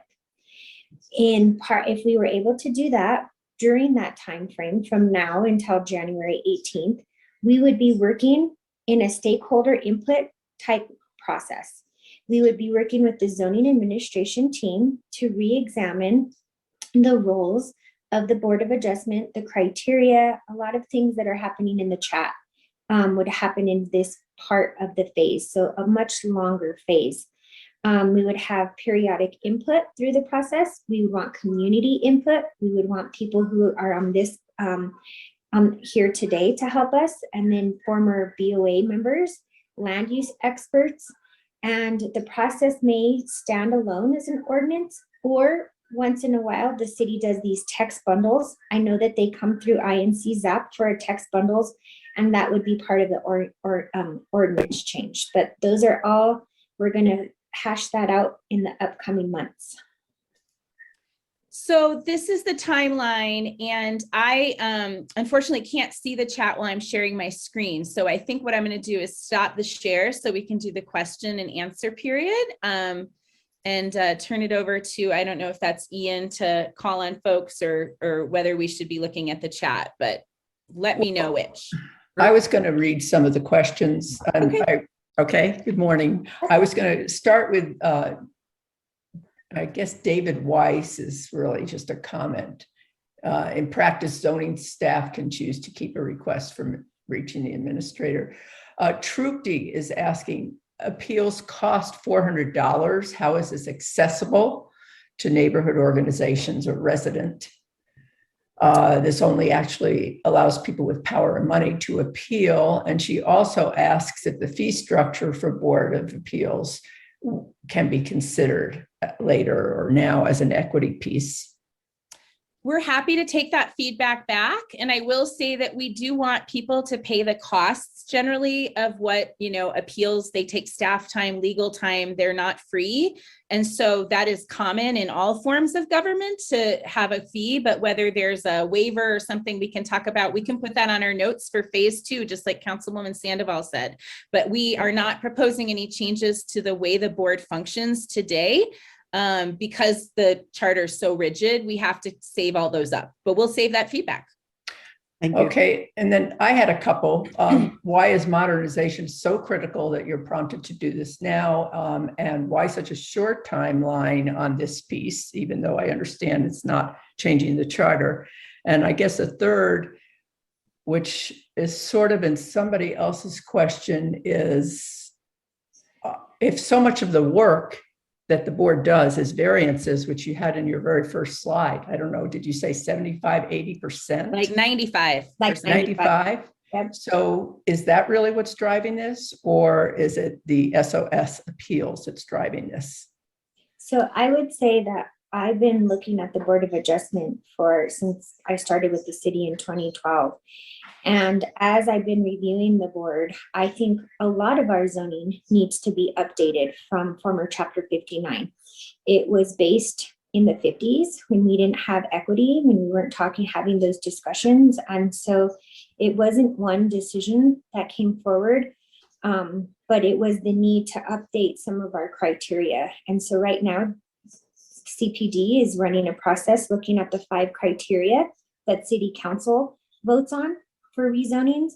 And so as we're doing that, I mentioned something to Councilwoman Kniech last year when a constituent of mine came to our public comment about the Board of Adjustment.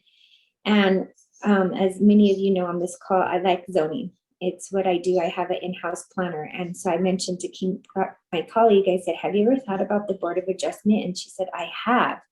And so we started doing research into it. Yeah, and I really appreciate you asking the pointed question. We started our conversation before there were any safe outdoor spaces cases, and all of those cases will be done before any of these changes take effect. I will just be very clear. I heard complaints from community residents who appeared before the board about evidence that they heard in a case before theirs not being allowed in their case. So they felt like there were inconsistencies in the evidence being allowed.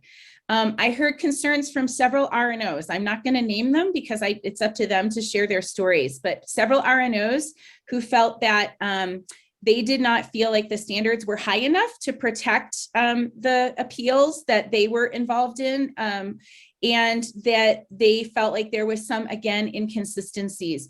I don't have any issue with any particular outcome of the Board of Adjustment, but Councilwoman Sandoval and I heard a number of concerns about, and I think it's already public, information. There were concerns about questions that may have violated the ADA. There are certain things that are not allowed to be asked under civil rights law, and our decisions have to both comply with the zoning code and federal law. And so as we heard questions about the process, we started to see, like, we've asked a group of people with very little background or training to basically function as lawyers, to be able to meet all that process. Like, the rules of evidence apply to this board, and they don't have an attorney who serves on it, right? In terms of consistency and which testimony is allowed or which isn't. I don't blame them for that. That's a high expectation to have for a group of people with no legal training. So this is not about outcomes. It's not about decisions of cases, but it is about a slow trickle of concerns over a number of years that pointed to the idea that, and again, we were surprised. I didn't know there were no attorneys. I didn't know there were no requirements for any expertise on the board. So I frankly had to ask the questions to learn. So I hope that kind of explains a little more about where this is coming from. In terms of the timeline, we don't want the board operating much longer without all this training. These decisions are being made today, and this is a serious chunk of training that needs to occur.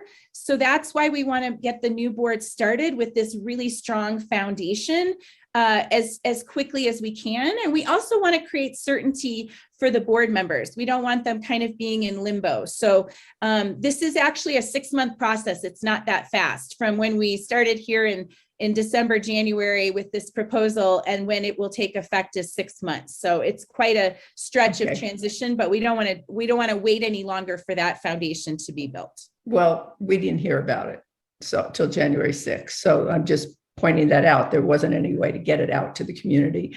And Ian it looks like there's a ton of questions and I can't keep up. Ian, can you jump in?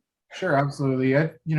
First of all, I want to say the idea of balancing city council appointments versus mayoral appointments is continually what I see people asking for. And so I really like that part of it. I did have a question. You were saying about having an attorney sit on there. Do they not have city attorneys that assist them with that kind of work? And is an uncompensated attorney appointed to a board, is that kind of a high bar for them? And then I see a question here in the chat, and I hate to just unload them all at once, but will Ludi have public comment? And maybe you could expand on any other outreach that's been done between now and then, because if it passes February but doesn't take effect until January, that's not really outreach time, I guess, unless people try to repeal it. But I guess I think that I'm seeing some feedback about backgrounds. I mean, this change is doing 3 things: training, backgrounds, and sharing appointments. If folks have feedback on those 3 things, we're taking them today, and I see some background feedback. But a lot of the other things folks are providing feedback on aren't changed in this ordinance. So it's not going to help with this ordinance.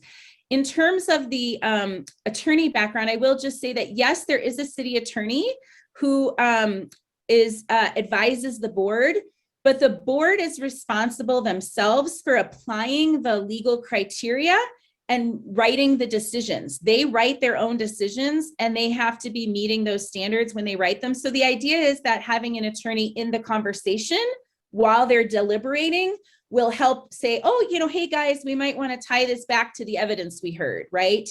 That type of thing. And so I think that We have a lot of attorneys who apply for boards. They don't actually represent the board. They're just there as, members of the community. And that's the same with this. They are not going to be the attorney for the board. But the idea is they can help create that culture of, oh, hey guys, we got to go back to those criteria. That's the idea is that they bring and they also know a little bit about due process, right? One of the things the board runs the meetings themselves. Their staff attorney doesn't run the meeting. And so when different people are allowed different amounts of time to testify, for example, that could be a due process concern. And it's good for an attorney on the board to be like, hey guys, we should be consistent here, that kind of stuff, right? So those are the ideas behind the attorney. I missed some of your questions. Councilwoman Sandoval, if you pick up anything I missed. Yep, one thing I do want to state is that when we met with the current board and we wanted to meet with the board members before we did outreach with other people, we did want to give them that courtesy. So we did meet with the board members and then we did our outreach afterwards so that the current board members had the opportunity to digest this ordinance and look at it. And one thing we might have missed in the PowerPoint is the current board members will have the opportunity to reapply if they would like. And so we cannot make any current board members go through any training because it's not an ordinance. So if we asked the current board members to do training and they said no, that's just the way it is. They can say no to us because it is not an ordinance. And so we reached out to all of the board members, and in our briefings with all 7 board members, most of them, if not all, agreed with the requirements. They agreed with the qualifications. They agreed that they needed training. One board member was just appointed with no training. He literally just showed up at the Board of Adjustment one day and did not have any due process, no like introduction. And so when we met with the board, most of them, if not all, are in agreement that this board needs qualifications and it needs training. And most of them even agreed with the appointment process, to your point, Ian, to get more eyes onto this board because of the work that they do. I just want to answer some of the questions in the chat. Okay. Every board member is subject to a conflict of interest policy in the Board of Ethics, and that would be part of the training, just so folks are aware. So that is not something that happens in this piece of code, but it exists in the code overall. And it's really interesting. I do see a lot of concerns about professionals. INC has long followed the Landmark Commission, and the Landmark Commission is full of professionals. I have never once had INC tell me that they think the Landmark Commission is inappropriate for having architects and historic experts on it making landmark decisions. So I'm very curious to see feedback that we have other boards that I believe work super well with our RNO system and that are well respected, that are full of the very same qualifications that we're talking about. So I'm raising that as a question. Someone asked about whether we can change it from 5 members. We cannot. The charter establishes it at 5 members, and the charter cannot, be adjusted unless and until we have a vote of the people. That's a great example of why we want to have that conversation. Would it be better to have a smaller board, a larger board? Again, those are questions that we can talk about in phase 2. So every piece of feedback, and hopefully someone could save the chat for us if that's possible and send it to us so that we can kind of capture all this. But a lot of the feedback folks are giving is feedback really that is not part of these changes. There is some questions about Mayor Hancock's appointments. To Ian's point, I just want to point out, today he's been appointing all 5 members and the 2 alternates. He has 7 appointments. After this, he will have 3. Okay, so if you're concerned about the mayor's appointments, my guess is you perhaps would be supportive of this change because he will be going from 7 appointments to the entire board with no oversight from the council to 3 appointments. 1 appointment he'll do together with us, and then the others will be done by council. So I just want to make sure everyone understands the change will be reducing the number of appointments made by the mayor. And so I don't know, Councilwoman, you see any other questions you want to tackle? Yeah, so I see a question about where is the neighborhood input in the board. The neighborhood input is when we present this, applications will open to apply for the board, and that's the neighborhood input. We want people to apply for this board, and we want people to be able to have the qualifications. And one comment was from Robert Schmidt, who's in my council district. Thank you, Robert. Is I agree, one of the qualifications is just to have some type of experience with the zoning code. So somebody who represents their land use committee on an RNO, that would be that you had experience with the zoning code. What we don't want is to have someone not have any experience with the Denver zoning code and be appointed to this board. It's a very complicated zoning code. And just to remind everyone here, we have two zoning codes. We have former chapter 59 and we have the 2010 zoning code. So they are giving determinations on both zoning codes. So you have to be familiar with former chapter 59 and you have to be familiar with the 2010 zoning code. I see one question also from Robert. The point of phase one is to simply create training and some qualifications for the board. That's phase one. That is all that is happening now. Any proposal to move this out of charter would come later. And that is in part for us to address some of the questions and comments would require more flexibility than the charter gives us. We could take it out of charter and make zero changes because every single thing about this board also exists in ordinance. So taking it out of charter doesn't change anything, but it does allow the opportunity to make changes down the road. So I hope I've explained that. You all should have a link to the PowerPoint, and that goes over some of these details as well. So hopefully we can clarify about that timeline. I do just want to answer one other question that came up, which is about neighborhood input at the board. No changes at all are being made to who testifies and how at the board. But one of the things we've learned, just like in this conversation, we're getting all kinds of feedback. We've gotten a lot of feedback from board members and others that they're fearing that there's a lot of confusion. The board is not designed for policy debate. It's designed to take evidence on hardship and evidence on error. And I do think that one of the things that we think that might be helpful for neighborhoods is if there was like a training video that said, if you're thinking about speaking to the Board of Adjustment, what are the procedures for that? And what is the relevant evidence that you might want to focus on? Because that's what the board has to focus on. I don't know what folks think about that, but the idea was that nothing is changing about who can testify at the board. Today you can testify at the board, tomorrow you can testify at the board. But the question about whether your testimony is relevant to the case they're deciding and the criteria might be something that if you're interested in being more effective advocates, we could maybe share suggestions back to the board on creating better, support for that education process. So I don't know what folks think about that, but just sharing that feedback. Robin, did you consider, there's a question here, did you consider first just training the existing board instead of disbanding and reappointing? Councilwoman Sandoval answered that. We have no authority to train the current board. And you can't get that? Not without an ordinance. The only way we can change what is required is by ordinance. But couldn't you do an ordinance just on that? Well, if we were going to do an ordinance on that, what Robin and I decided is we wanted to do an ordinance that matched other boards and bring it into modernization. Okay. The planning board has qualifications. The planning board has training. Landmark preservation has training, has qualifications. All of our other boards have qualifications and training requirements, except for this one that is making law. And so in my humble opinion, it is very important that we protect the board when they are making these determinations, and we are protecting the public. And so when I go and I present something as a council person and I'm doing a legislative rezoning, I know when I go before the board, the planning board, they have qualifications, they've been trained, and they can make their recommendations.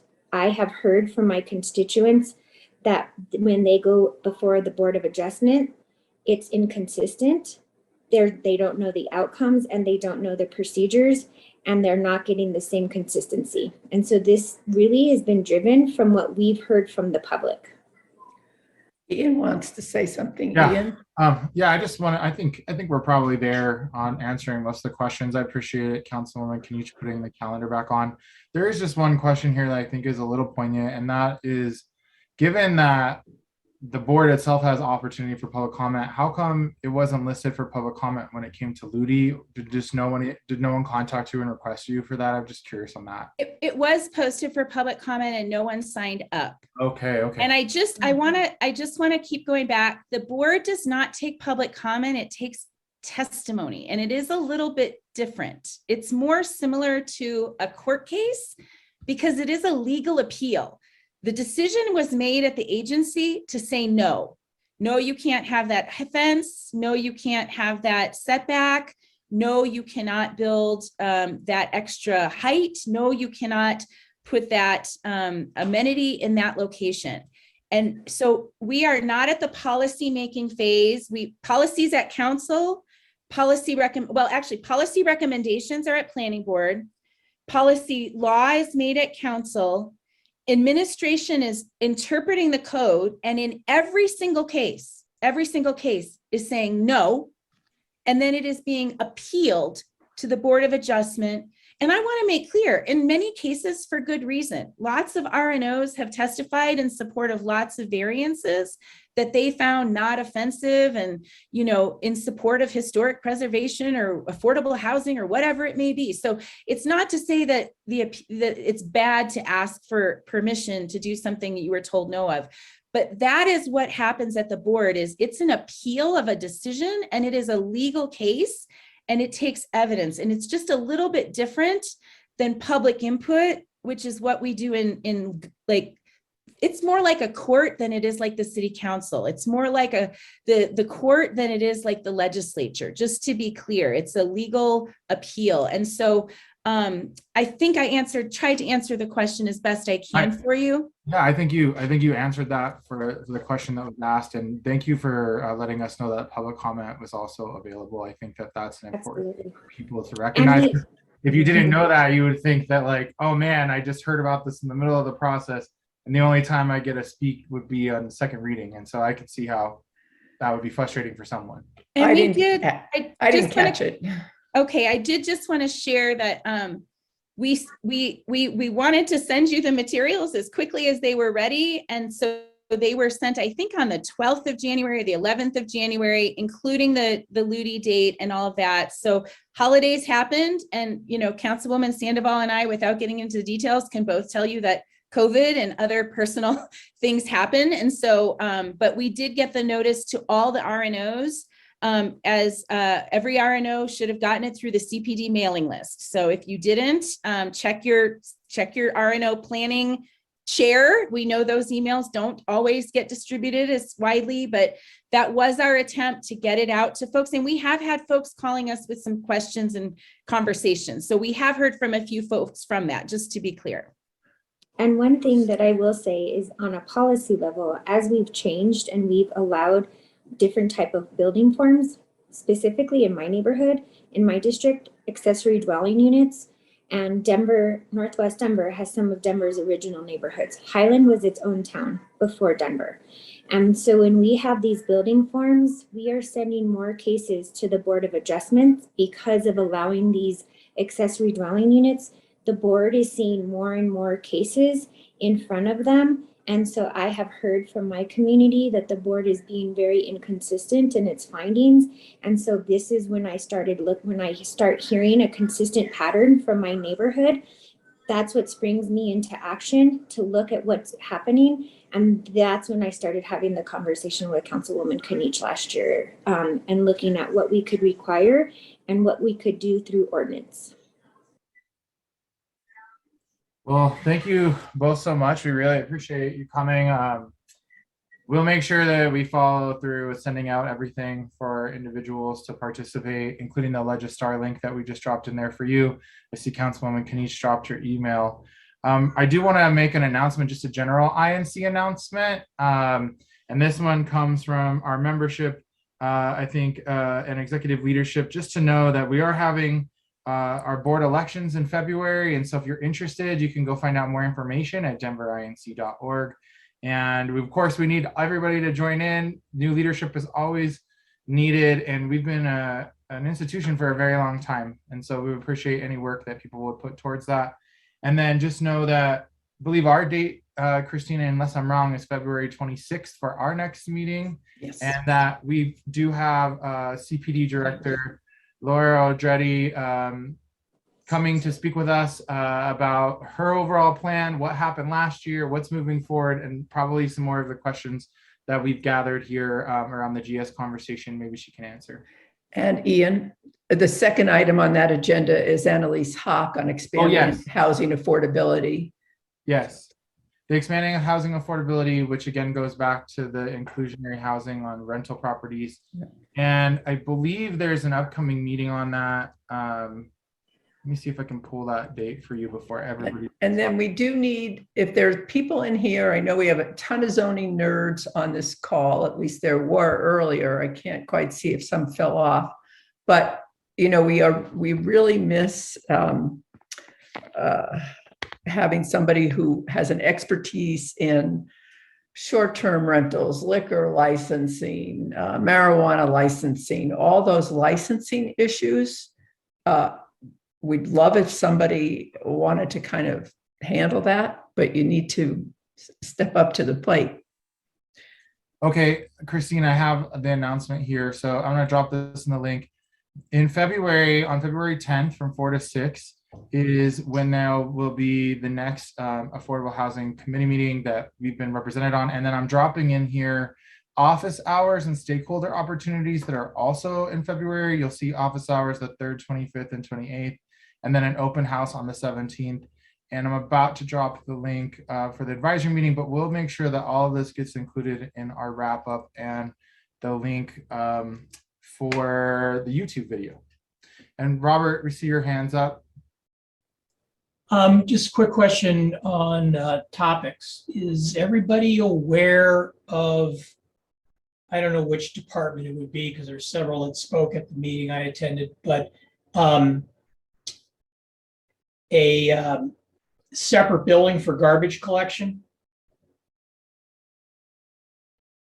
I've had a presentation on that personally from Grace Rink, formerly known as Pay As You Throw. I think they're trying to rebrand it.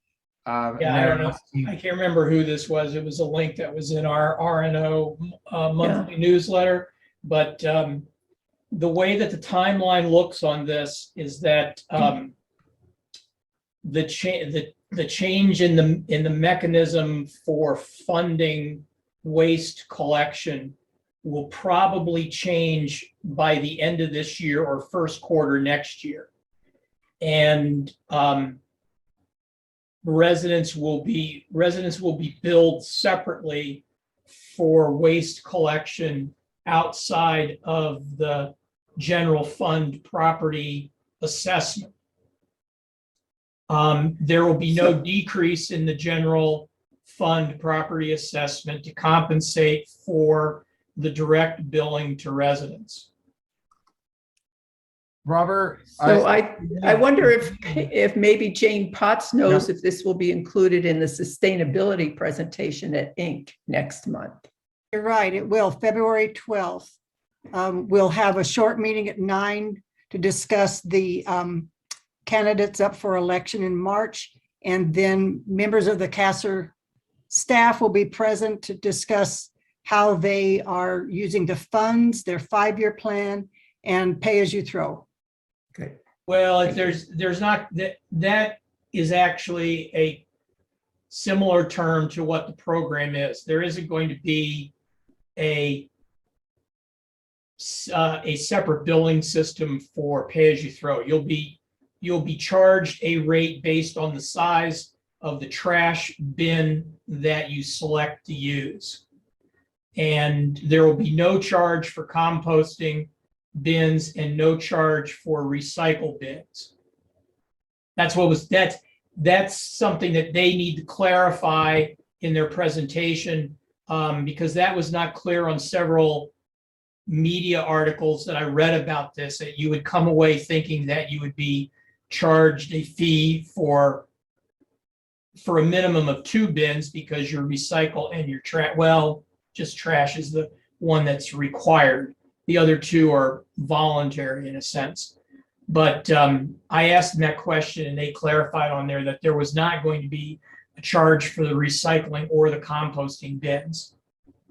So it's just the waste one. And a medium bin would be $13 a month. Hey, Robert, would you mind if we finish up our meeting today? I appreciate you bringing that up, but the sustainability issues are going to be broached. That's all. Just a week in the February meeting.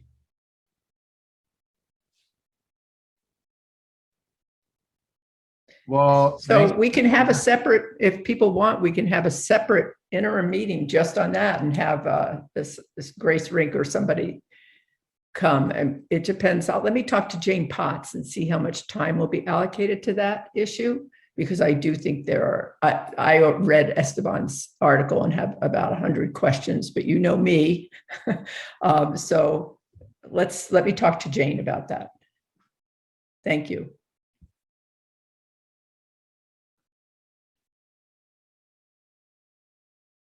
All right. Well, thank you so much. Christine, you want to stay on while everyone leaves and we could just wrap up? Sure. Okay. Bye, everybody.